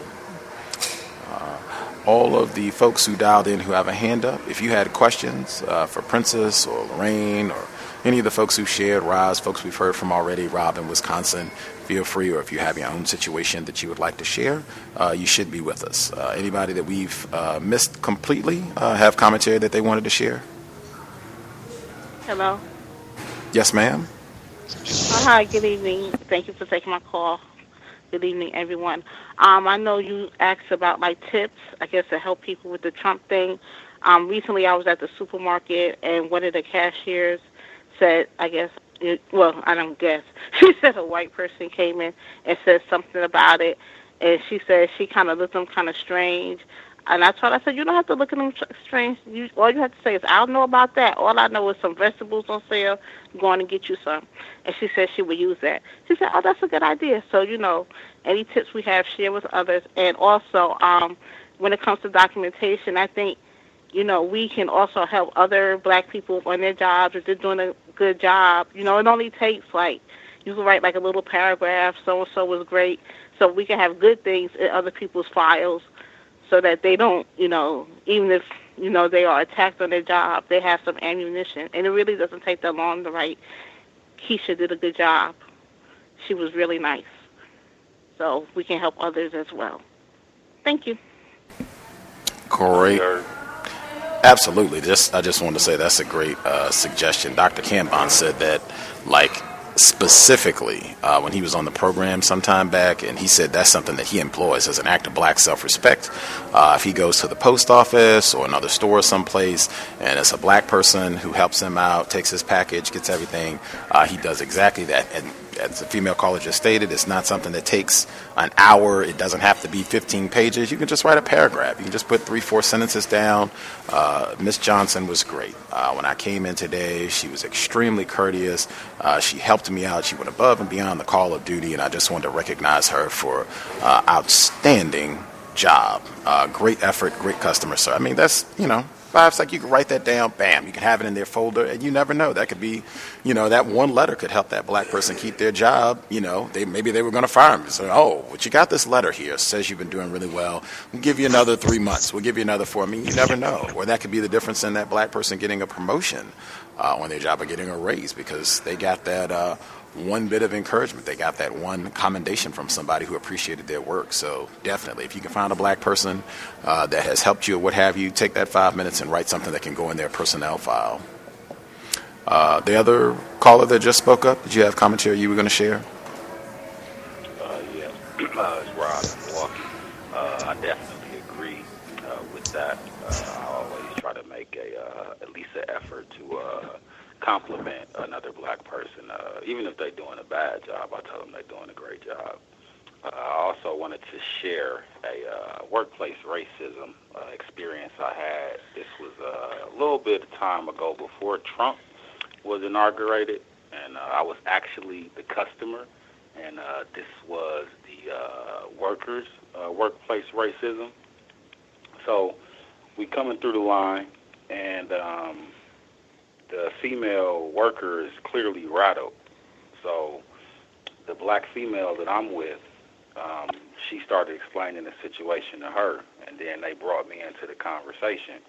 So a white lady previously before us had came through the line and for whatever reason threw the bag at the cashier, called her a mulatto, and said that she would be back for her when Trump got inaugurated. And just so happened, I was the next customer in line. And, I had just explained to her that she should maybe proceed with caution when she makes her appeal. She would be appealing to other white people, and just tried to really encourage her. And I asked if they were able to have their phones with them while they're working, and suggested that if she encounters another situation like that, to maybe try and snap a photo of that specific white person that she was terrorized by, and not just for reasons of the workplace situation, but I would personally like to know who some of these white people are that's terrorizing other black people. And I'll mute my line. Thank you. Very important. Absolutely. And that sort of thing, I would take that seriously as well, because that's like a terroristic threat. You telling somebody, I'm going to be back for you. In that context, I would take that seriously. And even in a workplace, like, they should have policies about what's supposed to happen when someone makes a threat like that. I know some places that making that sort of comment, regardless if you're an employee, if you are a patron, you could be banned. That might be so. Some places they have policies where that sort of thing, you're immediately supposed to call the police and report that if somebody makes, a threat. Like, to me, that's a threat of terroristic violence. I'm going to deal with you once Trump is elected. I would take that seriously. And you just jogged my memory. I did, in fact, tell her those exact words. Take that very seriously. For sure. And you don't know how close that person lives to that establishment. This could be something where they could be casing that establishment and waiting for you to leave. Like, we'll just wait for the person to get off work, and, we'll see you later once you get off work. I mean, that's the sort of thing I would take very seriously under any climate, but particularly now, and especially it happening in a workplace. Like I said, a lot of places, they should already have policies on what the company is supposed to do under those circumstances. I think even our caller down in Florida, who's called in a lot, where he said, hey, they began to make security adjustments when that sort of thing began happening on the workplace. Maybe we might begin to escort employees to their vehicle or take other precautions to make sure that everybody is safe. Are there other folks we have not heard from, people we haven't heard from at all, who had commentary? Yes, can I be heard? Yes, sir. Greetings, Gus, all the listeners and callers. Couple of workplace experiences I had. Trying to get through them pretty quick. One of the major ones was last week on Thursday. I had a supervisor come up to me and tell me that for 2 days I wasn't bringing the proper parts to the location needed for the trucks that were needed to be built. So I said to him, that couldn't have been true. And he was like, well, that's what the first shift is saying. I was like, well, that doesn't make sense. I said, the person, and that's why I got to give you guys credit once again, Gus and everyone on the line, because had I not been involved with the cows, I would have been completely lost. So I started thinking, and I was like, well, the person who made the statement, they should be here telling me exactly what I did, because you're going off hearsay. So the supervisor looked at me and he was like, well, that's what they told me. I said, oh, okay, do you have proof? I said, do you have a picture? Is there like some emails of specifics? I was like, all you're telling me is that someone told you. I was like, did you see it? He said, no. And then he left, and he came back with another racist suspect, which was a team lead. And now they're telling me it's something totally different. Oh, no, it's not the step brackets. It's something totally different. So I'm like, okay. So now they're telling me it's cab mount, the parts that go under the cab. So I was like, okay, I brought those over. They're like, no, you didn't. No, you didn't. For 2 days. I was like, so for 2 days they didn't have parts. I said, how were the trucks built? They're like, oh, well, after lunch they weren't brought over. I said, so for 2 days after lunch, no parts were brought over. And then he was like, the team lead said, he's like, yeah, not for 2 days, but 2 days ago they told me this. I said, so they told you this 2 days ago, and you're just now telling me? I said, how could they tell you 2 days ago? That's like predicting the future. So he started stuttering, and then they looked at each other. I said, none of the things you guys are saying make logical sense. And I asked them way more questions than they asked me. So they both walked away, and then he came back with a different story. And again, we started going back in a circle where I asked more questions than me answering their questions and them asking me questions. And then they both turned like deep red in the face. They walked off, and then my supervisor came back and was like, "Oh, well, it wasn't your fault. It's their fault. I don't really know what they're talking about." And then the team lead caught me by myself later on and was like, "Hey, I think the first shift people, they're exaggerating." And this was one of the things I threw in.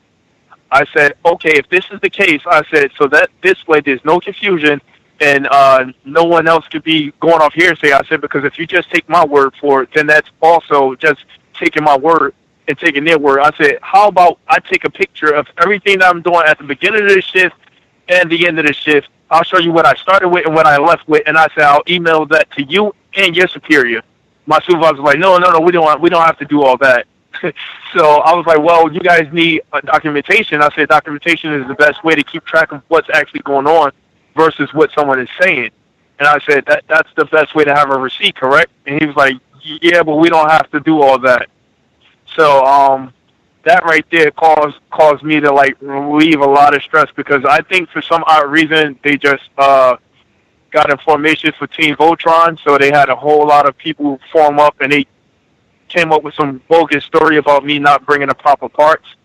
That happened. I got rid of that. And then I have this random older white woman that keeps coming to me, and she's like overly, I don't want to say ghetto, but she comes up to me like, hey, what's going on? What's up? Like that. And I was like, hi? Like that. Like, I won't smile at anything. I'll just say hi, and I'll just keep moving.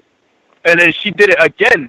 She did it twice, and then she said something to me, but I had headphones in, and I wasn't really trying to pay attention to what she was saying, so I just looked at her. I didn't mouth anything. I didn't do any motion. I looked at her, and I just drove off. So I have to drive like a little buggy that brings the parts to like different parts of the line. And then she seen me on the third day, and she did the what's up thing again, and I strictly said hi, and I just kept driving.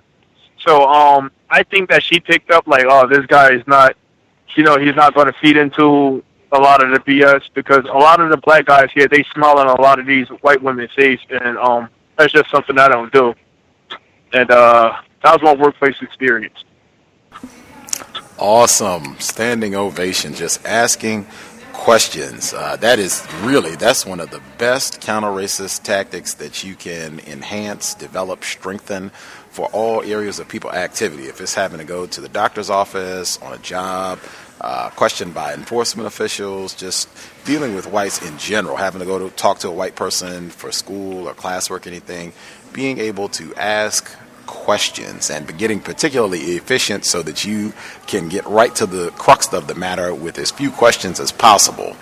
That is a brilliant strategy, and I have seen that on many occasions where just asking questions stopped a whole racist offensive. Just asking questions and keep asking questions and keep asking questions, where it started off with an accusation of wrongdoing against you, and now it's sorry, we've made an error, or they might not have even acknowledged that they made an error. They just moved on from, you didn't do anything incorrect, somebody else did something incorrect. Just asking questions and staying calm. I emphasize again, a lot of this is to get you upset, to get us emotional so that we can't think logically. Just staying calm, thinking about what they've said, really paying attention to what they've said, especially if you've been accused of anything, and asking questions. I can only repeat again, I have found things tend to go much better when I am asking more questions than the white people. Things are not going well. If they get to ask question, and I'm just talking, and not asking them any questions, things are not going well. You will find it's generally been my observation. Things are much, much better off when the black person, they're not doing a whole lot of talking, they're just asking questions, and then you make sure that those whites answer your question. Before I check other folks, Lorraine, did you want to give any comment about the white females in particular trying to be really nice and friendly towards black people on the job and how that can contribute to the terrorism in the workplace?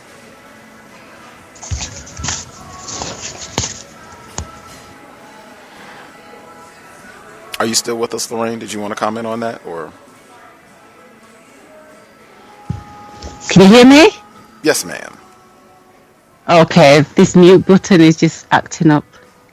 Generally speaking, I find that white women don't really try to make that much effort with black females. However, black males, that's the ones that they target. So they don't care really what you think of them. You know, they'll smile at you sometimes and pretend to be your friend sometimes, but generally speaking, they don't care. But one thing they don't like is black females talking to black males. Yeah. Caller said that at the very, or she didn't say it, but she wrote that at the very beginning of the program. I think that was one of the first emails that I wrote. And I think she even put it in the form of a question, her observation that the whites on her job get very upset when black males are just being courteous. They're not even, it's not like they're coming up and being all sexual and let's go out for a date and, oh, you sure, just being courteous. You look nice, or how are you doing? There's a training going on you might want to attend, just being courteous and having polite work-related conversation. That even seeing that seemed to enrage the white males and white females on the job to note that that is a worldwide aspect of white racist culture. Again, in my mind, just solidifies what it means to be white, what white identity is all about. Other folks that we have not heard from at all, if you have commentary, feel free to participate. Please do not wait till the last minute. Hello? Yes, sir. Yes, I'm back. Now, I was speaking earlier in regards to the workplace situation in New York City where the white female was reported to not be performing up to standards to her specific job level. And as I'm in the office with the white director explaining about the white female, he expressed to me that one of the white male partners spoke to her a week prior to her having a meeting with the other director and a representative from Human Resources in regards to a document that she has to review and sign off on, saying that I guess it's pretty much like a standard document saying that you're not performing up to your abilities and you need to pick it up, or else there are things that aren't going to be good for you. And by him explaining that she's received the documentation, she's working with me now, which I don't know why. I mean, I could kind of guess why. It seems to happen is more so than often. Black people really don't get the proper assistance when they're performing engagements for the job. And he expressed that, yeah, he wants me to do an evaluation on her performance. Meanwhile, it's my situation is they want me. It's kind of like they want me to be the final say-so on how she performs or not. But I'm not the final say-so because she and I pretty much are around the same level. So why am I being asked to grade her performance on a certain level? You know, I have a problem doing this, especially with a white woman. I'll tell her straight up. But I'm trying to figure out what's the best action I should take in regards to handling the matter, being that she's supposed to be working with me for at least another 2 to 3 weeks. And I just need some suggestions on how I should handle the situation as far as keeping things in writing, or if things aren't going too well, how do I get the superiors to step in? Because one of the company's core values is accountability. So each individual should be accountable for what they're doing. And I expressed that to the director as well. I said, things are starting to go awry. I'm going to ask you to step in, because at the end of the day, people are supposed to be accountable for their work. And there was another thing that he had mentioned, that I guess after she spoke to the male partner last week, he said she came to his office and she was about to cry. I was like, all right, here we go. I was like, well, things happen. What do? You know, if you're not performing up to your abilities, that's what happens. People are going to talk to you, and you know you got to deal with it. But I guess that's my first thing. I would like some suggestions, possibly on how I should handle the matter.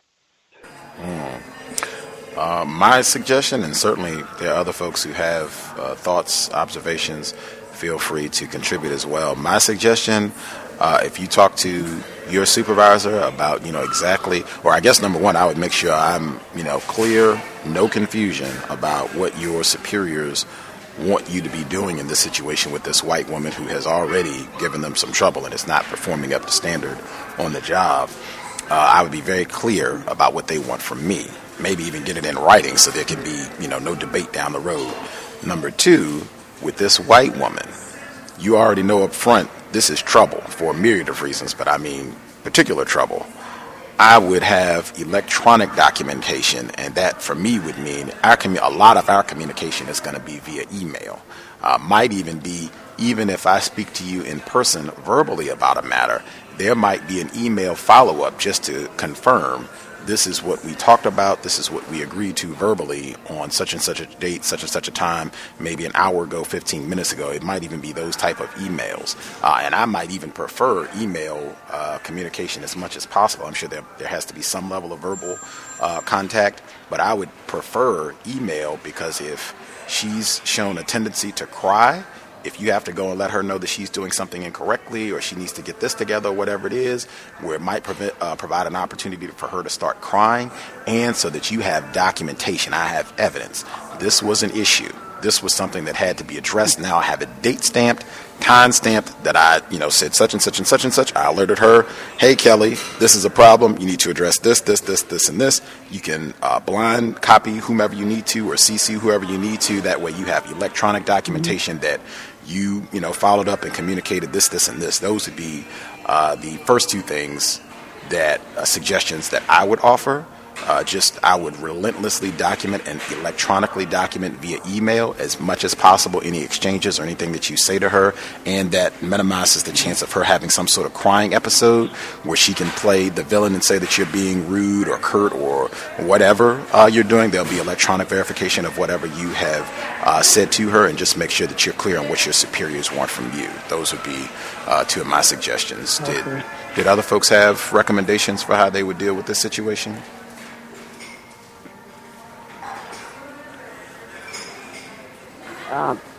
I just had a quick question. Is this normally part of your job function personally, to reevaluate people that have already? Technically, yes, but she is at a level that shouldn't require me to do so, because she is at a level where she should be handling clients herself. But I'm assuming during her interview process, she probably made promises that she knew she couldn't keep. And when it came down to it and people started to review her work, they saw that it was not adequate up to the company standard. And I was told that a lot of other people was working with her, and they said that it's not working out. But my thing is, why does the black person have to be left with pick up the pieces for her mess ups? And it's like, it goes back to the quote unquote helping white people. So now tomorrow I'm gonna have to sit down with her and quote unquote help her out. But I'm gonna take Gus' suggestion after I help her out, put that in writing, say, hey, we sat down and discussed this, and we should take care of A, B, C, or X, Y, Z, and then we'll proceed from there. Well, what I was going to ask is that well, I don't know what type of line of business it is, but do you have is it some type of competency type skill set assessment that you can, like paperwork that you could sit down, whether, you know, if this is her first time, you can kind of assess where she's at, what she doesn't know, what she needs to refresh on or work on a little bit more, or something she just has no idea. So you can assess where she's at skill-wise now, so you can determine how you're going to go about helping her, if at all, with whatever she needs help with. Do you guys have something like that? And yeah, I'm in the finance field, and I'm in the corporate side, and our job duties are somewhat vague, but it's understood that basically I'm at a certain level. We have level tiers by numbers. So say if you're at a level 2, you're expected to know this. If you're at a level 3, you're expected to know this. And if you're at a level 5 on this level, you're expected to know A, B, C, X, Y, Z. So right now, I need to find out what level she is, just to gauge. Okay, you're this level, so you're expected to know A, B, C, and X, Y, and Z. So I'm expecting you to usually have because like right now. Oh, I'm sorry. Well, usually the reason why I'm asking that, because like Gus was saying, you want something in writing. I just had my interview. I mean, I'm going through a transfer right now, but they still wanted to sit down to meet with me. So my question to the district manager was, well, what are your expectations as me as being a member of management? What do you want to see me as a member of management doing? I started asking him questions and actually interviewing them, which took him off guard. And so that's when he went to our employee website and downloaded and printed out some information. Basically, it's like a assessment type thing to measure your competencies. And he was like, well, bring this to the store manager when you report to work, this, that, and other. And you can go ahead and already have it filled out. So that way, he could come up, this is an on-the-job developmental plan that they could work off of to see where you're at, what you need, what you already know, what you're coming in to the company knowing, what you may need to brush up on as a refresher, or it's a new skill that you need to hone up under your belt. So that's what I'm saying, that it's something you may want to check in as far as in your employee training manual for her particular job function, if it's something that you can have in writing. Well, yeah, like I said, the main thing is I would have to find out her level, because based on the level, like we're all doing the same type of specialty. So therefore, like being that I'm assuming I may be one level higher than she is, but she's technically considered in that realm where she could be a lower level, but in the same job title, but a lower level, but less is expected of her. I was informed that she's expected to know certain things, but when they saw her work performance, it wasn't up to standard, and therefore she's been talked to by one of the partners, and like I said, she's been met with by HR and one of the other directors about her performance. And I guess, like you said, I'm gonna take their suggestions and just get some more information off of her, like what job title she is and things of that nature. But I think tomorrow, once I sit down with her, I need to go back and send her an email just saying, just for clarity, these are the things that you're going to be working on today. And I don't have a problem copying all the other white people on it, just so that they know, like, okay, this is what she's supposed to be working on, and this is what I expect for her to have accomplished. Because it shouldn't be that much. But I'm assuming, like, she's probably getting enough chances, as they do with the white people. They give them a lot of chances just to figure things out, because in the profession that I'm in, we have a lot of younger white people that are in the profession as well, at lower levels, but are expected to do certain things, but they pretty much don't know anything, but they stick around. You got some people who have relatives in powerful positions that are partners, and therefore nobody addresses these people and their work ethics, and they expect us on the non-managerial levels to say something to these people, and it's like, no.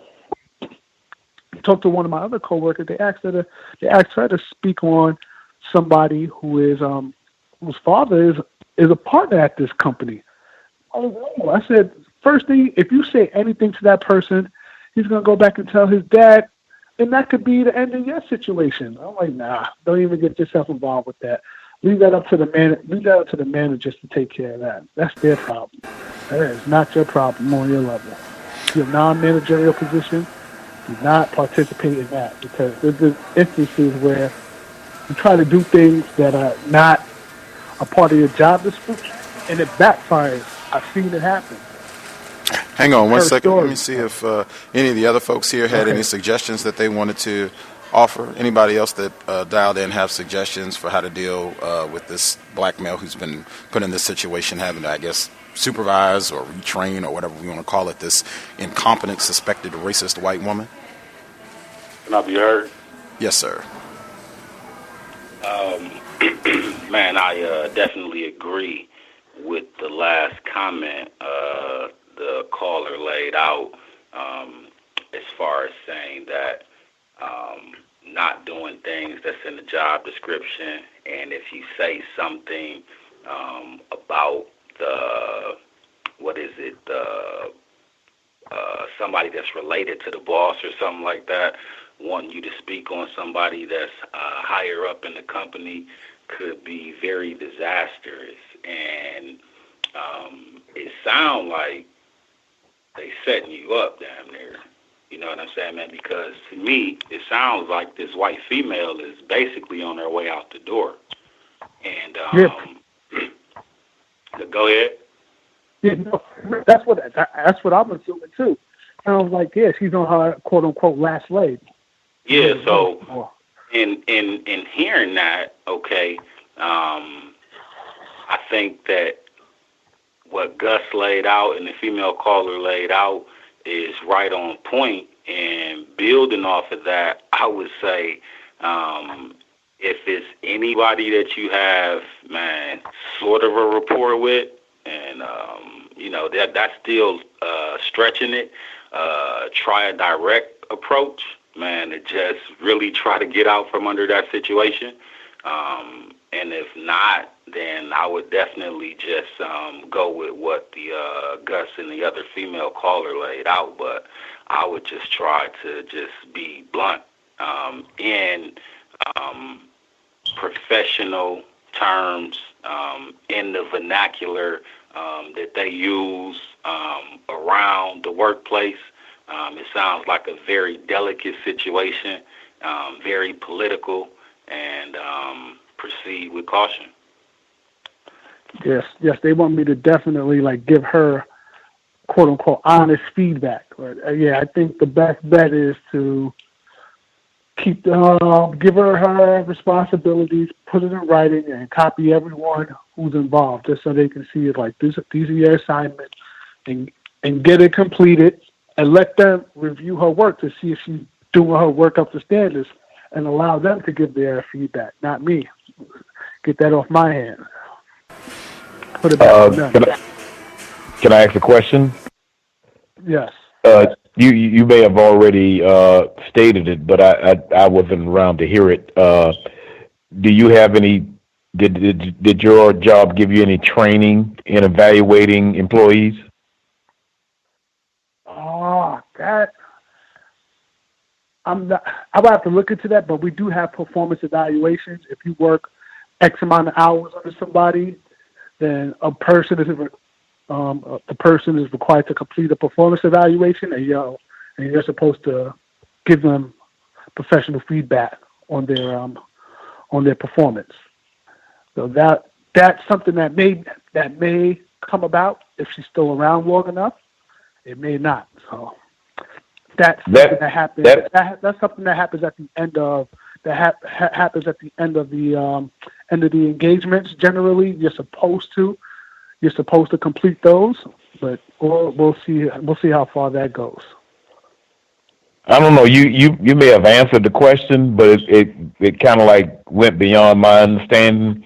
My understanding, because it only required a yes or no answer. I thought whether or not you had training into evaluating personnel on your job.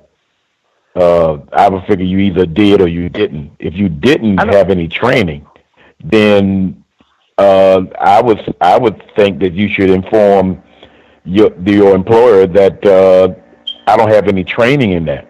So it would be what I was getting at. And I wouldn't feel comfortable. I wouldn't feel comfortable in doing something like that, and I'm not having any had any training in it. And I would like to assist the job in being the best it could be by being trained on it. Right. You know, something like that, something more or less like that. You know, as far as telling them, and you know, I mean, and then if they go to the point to where they actually are forcing you, quote unquote, to do that in whatever means they have. You know, white people got a means and ways of doing things in a deceptive manner. Then just ask them to, okay, whatever actions I take, would you be okay to co-sign on with me? In other words, that person would be stating that I have ordered this person, although we didn't train him to do this, and I'm signing on that I allowed him. I not allowed, but stated that even though he's not trained to do what he's doing, that I and whatever that person's name is endorsing this procedure. You know, something like that, because that's what I've experienced on a job, and I've seen it quite a few times where they would ask somebody to do something that they're not qualified to do, or they don't feel comfortable about because there's no training that they've had in it. And once they've asked them to, okay, fine, I'll do it, but if you're gonna co-sign on it, they would go another direction, almost immediately. Right. Like I said before, we do have performance evaluations after the end of an engagement that everyone's supposed to complete. We all receive emails about this. Well, after you complete an engagement, you should complete your assessment. Well, she would complete her assessment, and I would have to follow up with feedback, giving my feedback. However, like what you're saying, like this conversation that we had was pretty much off the record. So, in theory, I'm not even supposed to know. I don't even think I'm supposed to know about the whole meeting that she had with human resources. See, there's a lot of things that I'm hearing when you say things like that you wasn't supposed to hear this and that. Well, it has to be a situation to whereas you are officially made aware of everything that you need to know. First, you need to be trained on it, and then everything that you need to know that your employer should render that to you. Right. Or they can co-sign on whatever you do. I just want to hang tight to make sure we don't miss any of the folks who dialed in that we have not heard from at all. And then certainly if other people have suggestions that they want to offer, we'll have time to get that in since we have about 40 minutes remaining in the program. Anybody that we have not heard from at all have commentary that they want to add? Let's get Emmy first. Much obliged. I just wanted to tell a quick story in case there are any, I think this would be more fitting for anyone who's like in school or anyone who just wants to get stuff done and they always have to go through white people, but primarily like young people who will be in school. So I decided that I wanted to read The Destruction of the European Jew. I found the book in the library, and I went to check out the 3-volume series. I went to the white librarian. She looked at the books, scanned my ID, and then told me she couldn't check the books out to me. She said that my ID was expired. I said, well, I've been using my ID for everything, and I haven't had any issues, so I'm not sure why it's, doing this. So I said, if you could look into this, that would be great. And so the first thing that I wanted to point out, so she goes and she says, well, let me see what I can find out. She goes and she gets another white woman who comes and with that high-pitched, annoying voice pretty much tells me the same thing and says that I'm not enrolled in school. And I said, well, that's outrageous. I just left class. I just finished doing homework. And I have my schedule right here because I had my schedule, which, is from Blackboard. It has my student ID number, and it has the classes that I'm enrolled in. And she wanted to get me to log in. I said, well, I actually have my schedule printed right here. I said, I can get that for you right now. So I pull out the document. I hand it to her, and she says, oh, okay. I mean, you know how when you print things out, it has the date on it and everything. So that still wasn't enough. This is not the first time that I've had to deal with this.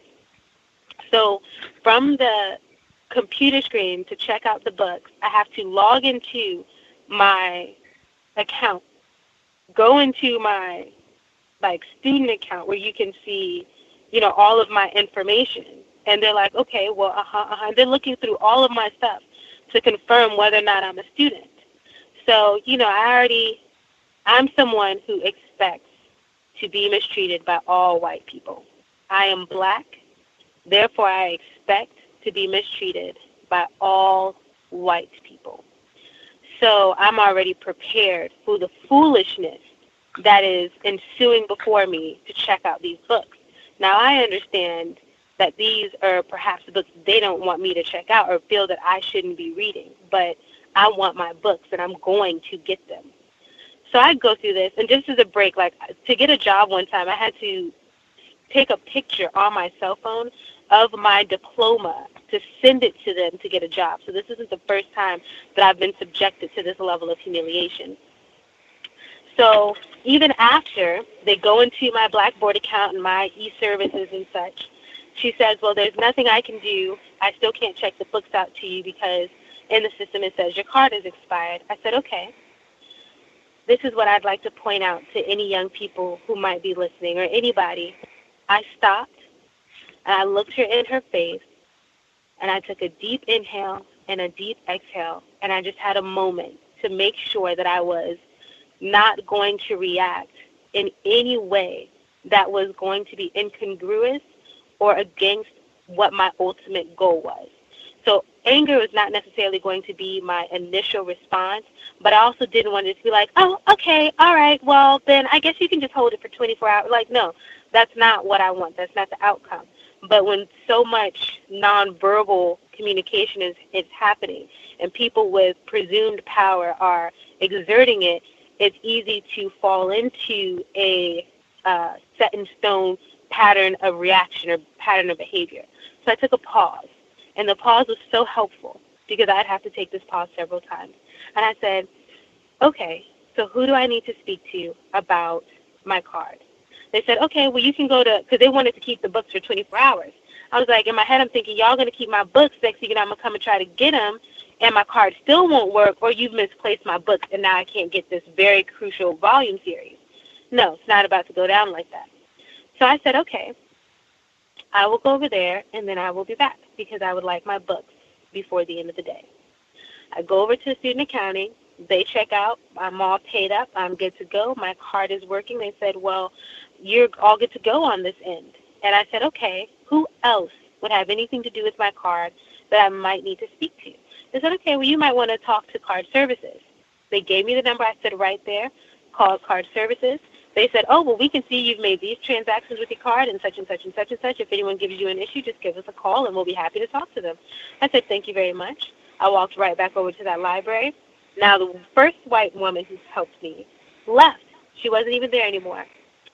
Then, oh, okay, this is what I almost forgot to tell you. There was a black female security officer who was talking with the first white woman when I walked up to check out the book. When the white woman disappeared to go get the other white woman, she asked me, "Are you reading these books for school?" I said, "Well, not necessarily. These books are not mandated for any classes, but I'm very interested in the topic." She said, "Well, that seems like a lot of reading." I said, "Well, yeah, but it's also important to know, given how things are now, what's pretty much about to go down, and it's outlined in these books." I said, and I'm speaking frankly because for my own self, for my own volition, if I cannot dismantle the system of racism and white supremacy, the least I can do is speak the truth with whoever I can, whenever I can. And if it bites, if it turns around and doesn't end up well, so be it. So I said, this isn't going to be the first time or the last time that white people have killed non-white people when they don't want them there. So this book pretty much just talks about one time that happened. I said, just think about it. We're the Native Americans. And she thought about it. So there's a white man in earshot. All right, so fast forward. I get back and the first white woman is not there to help me. So this white man who overheard the conversation that I had with the black security officer, I said, "Well, will you help me? I would like my books. Here is my card." He gets on the phone with card services, says he doesn't want to. Even the guy on card services says, he seems very reluctant to try to be helpful. So then I employed logic. This is the second point for any other person who might be dealing with this. I said, okay, who else would have control over the library system if it is not the librarians? And that just stopped him in his track, and he, turned red and got glitchy and all that kind of stuff. So the woman that was supposed to help me had left. She should return us shortly. I said, okay, I will wait because I want my books today. She comes. They find me after however long, like 15 minutes of me waiting. I said, I did what you said. I went to accounting. They have said that my card is fine. I called card services. They have said that my card is fine. So now my question is who controls the library system if it is not you? And she just looked at me. I said, okay, because I want my books today. I do not want to be inconvenienced. I want them today. And that's exactly how I spoke to her, taking pauses to make sure I don't get all angry or irate or this turns into anything. Use my logic to get me through the situation. At the end of it, the woman decided she is, in fact, capable of overriding the system, activating my card, and giving me my books. And since then, she has been checking in with me to let me know about what's going on with my card. So the thing that I wanted to share most is taking a pause and not being afraid to do so if you don't necessarily know how to respond right in the moment. Because things are going to catch you off. You are being mistreated, so it's hard to keep the emotions sometimes in check.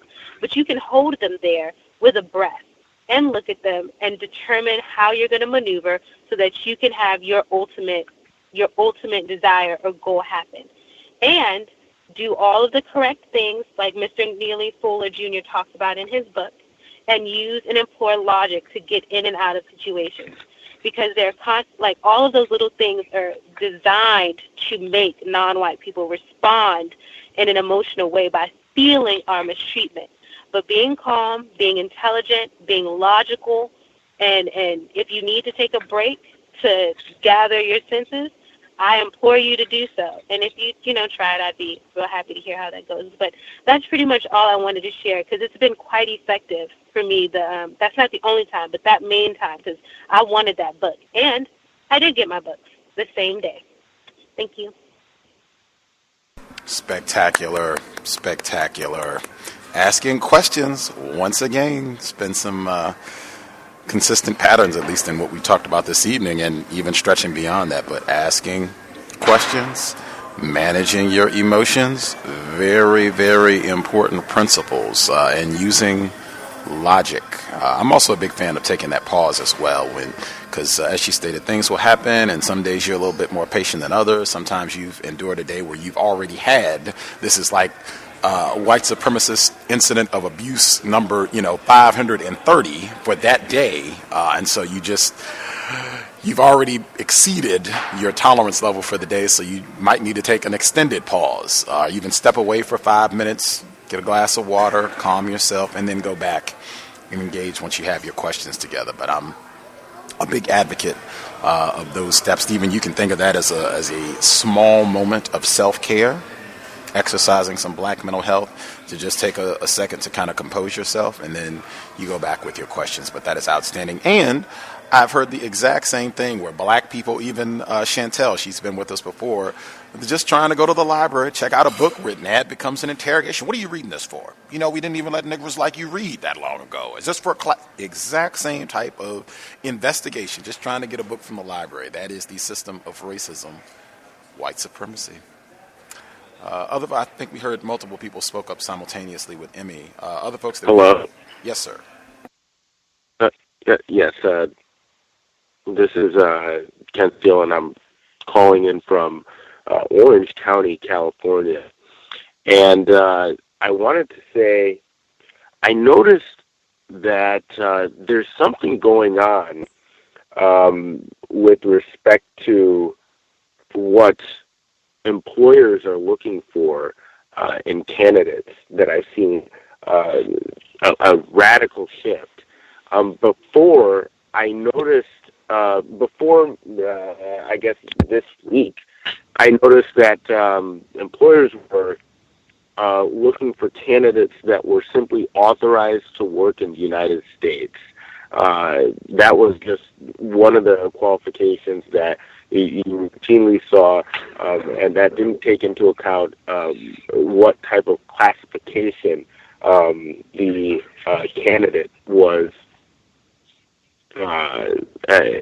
currently designated under. And I guess just this week I've noticed multiple employers asking for candidates that are simply U.S. citizens. And I don't know if that's completely. I don't know if. I don't know. I don't know how to react to that. I don't know if that's classified under discrimination or what. I don't know if there's any clear guidance towards that. And the thing that's troubling to me is that I'm assuming that eventually they could start breaking down how people are classified under their citizenship, to where they can say, hey, we need natural-born citizens, whatever that means, instead of naturalized citizens. And so I'm just noting that there is some significant shifts that I've seen taking place with how employers are reacting to the goings-on in the political area of activity. Also, another thing that I guess occurred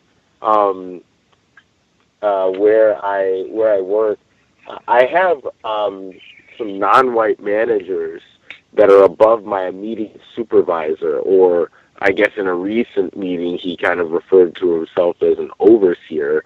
I don't know if that was like a flub or a Freudian slip, but he said he was overseeing my work, so I guess I don't know. Anyway, now they are non-white, and these managers, and they are non-white, and I guess this couldn't have happened without the approval of some higher-ups, because we were all sat down in a meeting, and in a very, very, very tacky display of what I suspect might be racism. I don't know how to classify this. We were all handed out, we were all given a speech about how we're supposed to get some numbers up and how we're supposed to make, and then we have team names. So our team name is something goofy. I'm not going to go ahead and go into that much detail, but we were supposed to make our team name great again. And then two, assistants showed up with large boxes, and we were all handed out red hats with the slogan. Sorry. We were all handing out red hats with the slogan printed on them, and me personally, in a moment of just poor codification, I I laughed. I'm not gonna lie. I laughed pretty hard, and I noticed that the suspected white supremacists that were amongst us, they were visibly embarrassed by this whole display. My immediate supervisor even audibly remarked that he was uncomfortable with the hat, and but the hats went out nonetheless. And eventually, now I guess the hats are just kind of like on display throughout the area that I work in. But I don't know. I don't know how to classify this whole thing. I just think that is pretty tacky, but at the same time, that's something that happened. And I noted that the suspected white supremacists, when I was wearing my hat, they all stopped me and asked me what was written on my hat, and they noticed that it was a team name. So I guess they chuckled, but some were a little embarrassed. I noticed. I don't know how to interpret that. I guess I'll mute my line there. Now that might be one where I might have a little fun with racist all the way through. Like if that's what they're going to concoct for our team name, and have paraphernalia, accompanying paraphernalia as well, no problem. I would rock it proudly. And then whenever someone brought it up, or even if someone acted like they wanted to have, this is going to be an invite for a conversation, I would say the exact same thing. I don't discuss politics on the job. What? But you're wearing, oh, this is just, our team name. This is, our bonding activity and what we're doing as a group. So I'm just being a team member. But yeah, I don't discuss politics on the job, and just continue about my business. I might even have the hat on, the matching shirt. Like I would really do it up, the button, the whole nine, if we're supposed to wear this, and just rock it proudly, and then drop it without even thinking twice. Oh yeah, I don't discuss politics at work.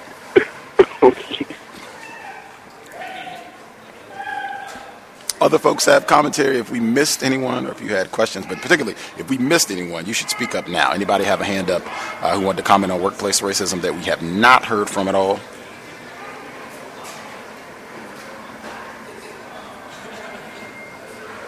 Can I be heard? Yes, sir. Oh, yes, thank you, sir. Greetings to Gus, the host, the listeners and callers. I made some observations. Like I know you mentioned a few weeks ago about if you remember something that you may have been, I guess, confused by, before you started studying the system. And like I remember when, like before I got my license, like there used to be a white female that used to like drive me to the post office to drop off the outgoing mail. And like one time when we were riding back, she looked at a black male and a white woman that was on the sidewalk by the courthouse, and she was saying, "You know what? Why is it that all the hot black guys get these ugly white women?" And I was like, I don't know. That's what I said. So, like I just noticed that they're really hot. She kept saying that term, but they get trashy white women. So I never had that happen before. And the next more recent incident was like there was a person who ordered a marriage license from the 1940s, and like they used to have them two on a page, and it was like a handwritten word like on the upper right corner of them. And I said that it said that you can see that it said white on it, and then others said colored on it. And these are dated from like 40s, 50s or whatever. So I found that interesting. I wanted to ask somebody about that, but I never got around to doing it.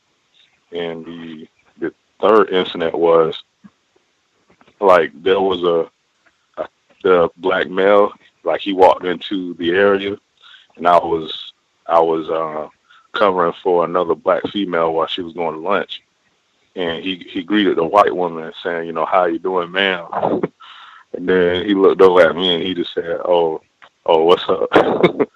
And then he just turned around and left. And the next incident was there's been an issue with the water machine in the basement area. So it's been collecting a lot of algae. So it's been turning green on the inside. So I stopped drinking out of the machine, and I warned people, hey, you shouldn't drink that. So I pretty much ended up going to the people in charge, letting them know, like, hey, can this either be replaced or something? Or cleaned out. It's contaminating, our water supply, because the people bring the water tanks there every, 2 weeks. And then somebody just said, oh, well, we cleaned it out with bleach. So I don't even know if that was true or not. But I guess, just trying to make a constructive request to get a brand new machine, even though they got machines upstairs, they still didn't replace that, So I stopped drinking out of that machine, and I drank from the newer machines upstairs. So, yeah, that was all of the incidents that I have for now, and thank you for letting me share. Very interesting.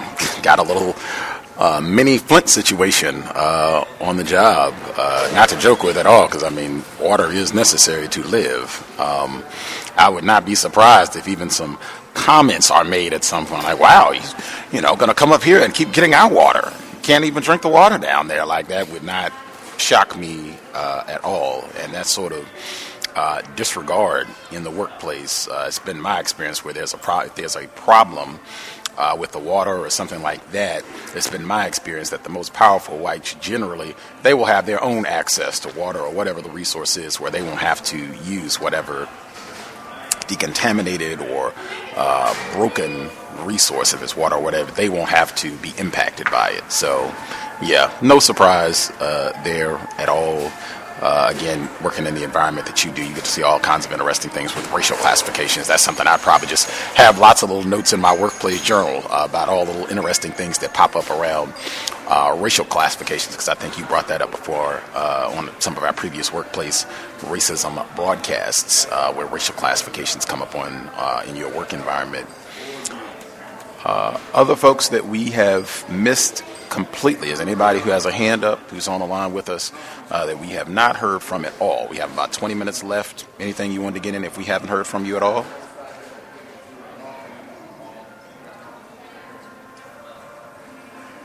Hello, can you hear me? Yes, sir. All right. Yeah, I'm just going to share workplace racism. My name is Mackenzie. Yeah, I haven't called in a long time, but I felt the need to call this time. All right, so the goal was to make sure to get this white guy to not talk to me again. All right, so scenario is we're in the hospital, we're in the break room. Nurses, doctors, everyone's in the break room, watching the inauguration. While we're watching the inauguration, there was a moment that this other coworker, John, who's a nurse, that's his name, John. He sat down and he said, out of 350 Americans, this is the best that we could come up with. This is the best that we got. So that right there prompted me to respond, but I had to. Normally I just keep my mouth shut, but I had to. So I said, John, didn't you vote for him? And he looked at me like I had four heads, and he said, what are you talking about? You make it seem like I had options. I had no options. I said, John, didn't you vote for him? And then he immediately said, I had no option. What are you talking about? And then he proceeded to say that, you know what it is, Mackenzie? That's my name. He said, you know what it is? You're just upset that President Trump is the president. This is what you need to get used to it and accept it. So that I responded to John. I was like, John, did you vote for him or not? And then he was like, yeah, I voted for him. Yeah, I voted for him. And then I was like, John, why are you getting mad? He was like, I'm not getting mad. I was like, John, then why are you talking like you're mad? Then he was like, because you're instigating me. And then I looked at him. I was like, John, are you having an episode of cognitive dissonance? Then he got up. Then he got up. He said, you know what, Mackenzie? Have you ever served for your country? And then I said to him, I said, no, John, I have never served for my country. And then he started walking away. And as he started walking away, he started saying, he's ranting out loud. Everyone's here, but he's ranting out loud and in the break room, saying, you know what the problem is with America? The problem is with people. Most Americans are nothing but fake FUCKS. All right. And then he proceeded to say that most people, they come to America and they get everything, they take everything, but they don't ever want to give to America. They don't ever want to give to America. So he's yelling this, but he's still facing my way. So I had to push the red button, push it. So I was like, John, if you don't like how America is and what America does for its people, you could take yourself and get the hell out. Then when I said that, he looked at me. He was like, "Oh, you think you're so cool, Mackenzie." This is his response. You think you're so cool, huh, Mackenzie? You think you're so cool, huh? You just think you're so cool. You got your elbows on your knees. You got your fingers on your chin. You just think you're so cool, huh? And then he eventually walked further away outside of the break room to the locker room.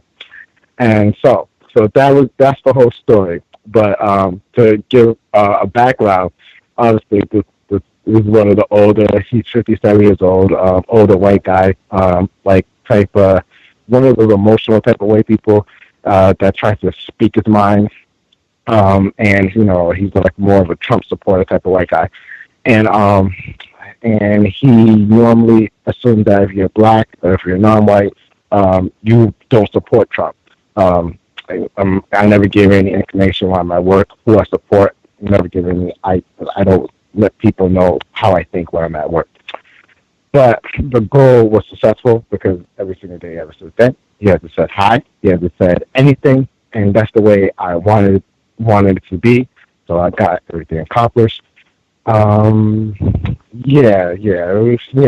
just had to call because that one, everyone in the break room was like, first of all, most of the people in the break room was shocked that I spoke, but I had to speak because he was obviously lying. When you said that, he said out of 350 million Americans, this is the best that we got.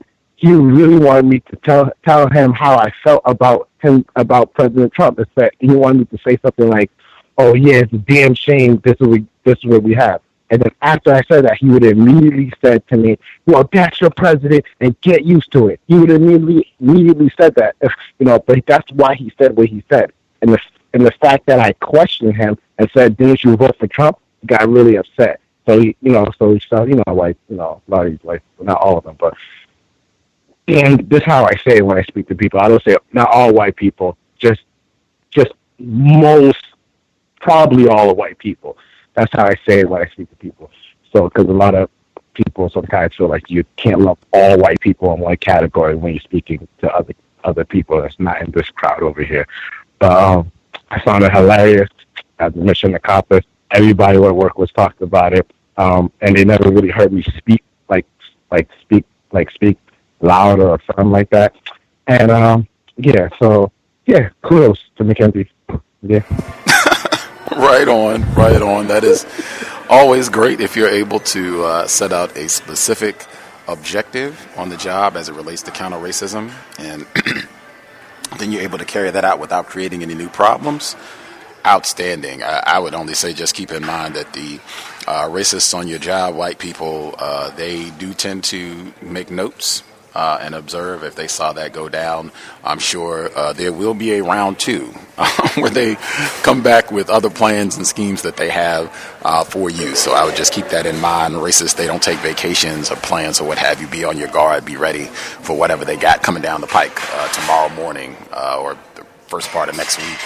And also just my regular recommendation is as many, and I say this myself, this is a critique that I have of Gus as well. I just try to, and it's not even a critique of you, it's a suggestion that I put out, as frequently as possible, try to put things in the form of a question.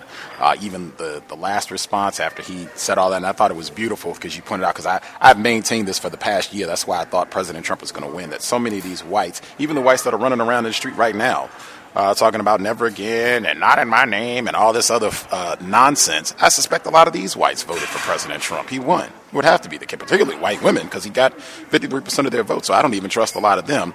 Some of these very whites that are doing all this raging and cursing Trump and they don't like him, they voted for him. They're liars. That's what master deceivers do. So beautiful. Just asking the question, didn't you vote for him? And as I said before, making sure that they answer your question, where he eventually conceded that he did. And then when he gets really riled up and is turning red and continuing his whole performance on the job, I would even put that in the form of a question. Since, it seems like you are dissatisfied with how things are happening in this part of the world, why don't you leave? Because that's the way that they put you. You can even put that in the form of a question. Why don't you leave? I'm sure you can get, your passport if you don't already have it, and, forget it. I'm going to, hang out. I'm going to repatriate back to the UK or Ireland, go someplace else where you can be treated correctly. Put that in the form of a question as well. But outstanding. You set out your objective to get him to stop talking to you, and it seems that you accomplished right on. Anybody? Can I be heard? Yes, sir. Yes, sir. Just to be aware, in this Donald Trump presidency, the word emboldened is being used to describe a lot of these white supremacist suspects, and I suspect that episodes like the one that were just described might be grounds for violence by some of these suspected racist white supremacists that operate at our jobs. So my code during this, as everything seems to be intensifying or emboldening or whatever they want to use to describe the current environment, I personally try to avoid serious episodic confrontation in public with these suspected racists, because they are literally on some trying to kill people type of behavior, homicidal. Emboldened. I think Emmy used a derivative of that word last week, the emboldenment. I hadn't even heard it before. I was even curious if that was even a word, but emboldenment or emboldener, it has been incorporated a lot. Might even be some new words associated with that moving forward. Anybody else have commentary? If we missed you at all, you have about 6 minutes to speak up. If we missed you at all, anybody else any final comments or observations they want to make sure they get in? Can I be heard? Let's see. Caller at 0093. Did you have commentary? Oh yeah, this is 302 from Delaware again. Yeah, I just wanted to touch on the Muslim ban really quick. I heard a caller earlier state that his CEO or CFO sent out an email. The same thing happened on my job. CEO sent out an email, stating that we support diversity and the different talents that we have, and we're going to work with the Trump administration to see how we're going to move forward with this. I work for a very large bank, the International Bank, and as I read that, I'm like, okay, why do you truly care about these folks? Is it for the talent? And if they didn't have the talent, would you care that these are black and brown people that can't travel back and forth? Because I look at it as more than a Muslim ban. It's an African and black ban. The majority of the countries that are banned are in Africa. We're talking about Libya, Somalia, Sudan, and even the countries like Iran and Iraq, these are brown people. So I'm thinking, okay, if you really want to do something, why don't you wield your influence and say, okay, hey, just for instance, we're not giving out any loans until you give up this ban.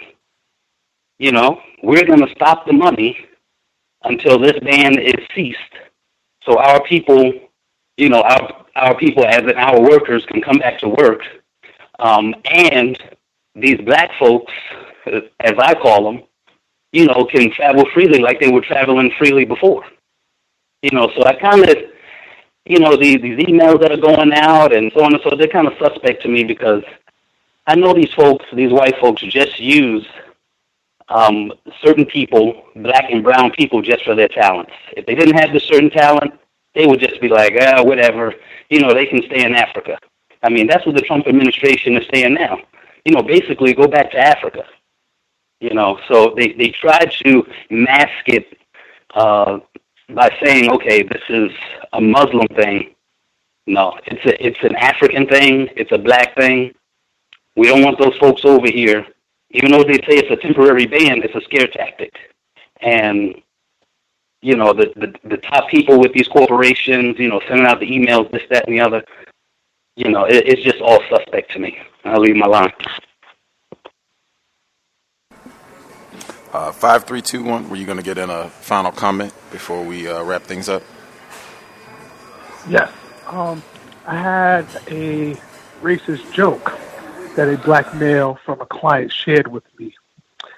And he is in his 50s, and he's worked in the same profession that I had on the corporate side, but now he's more on the private side.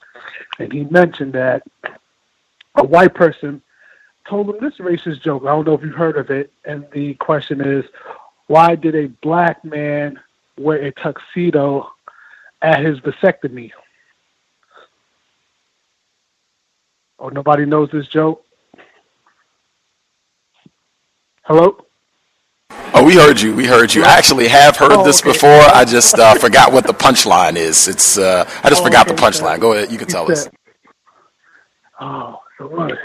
Because he said the reason why, and the black male said, since I'm going to be impotent, I need to look impotent. Ha,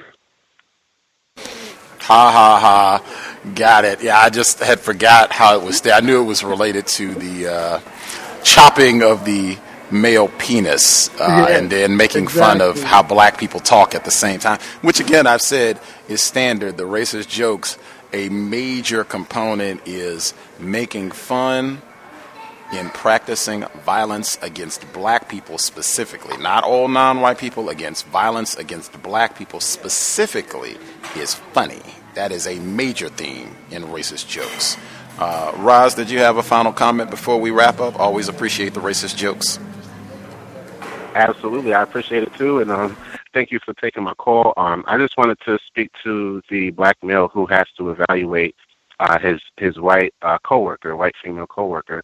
I do agree with Rob that I think he's being set up, especially after he talked to the firefighter in Florida, simply because whenever white people want to do something negative, whether it's to other black people or to one of their own, they tend to put up a black person to do so.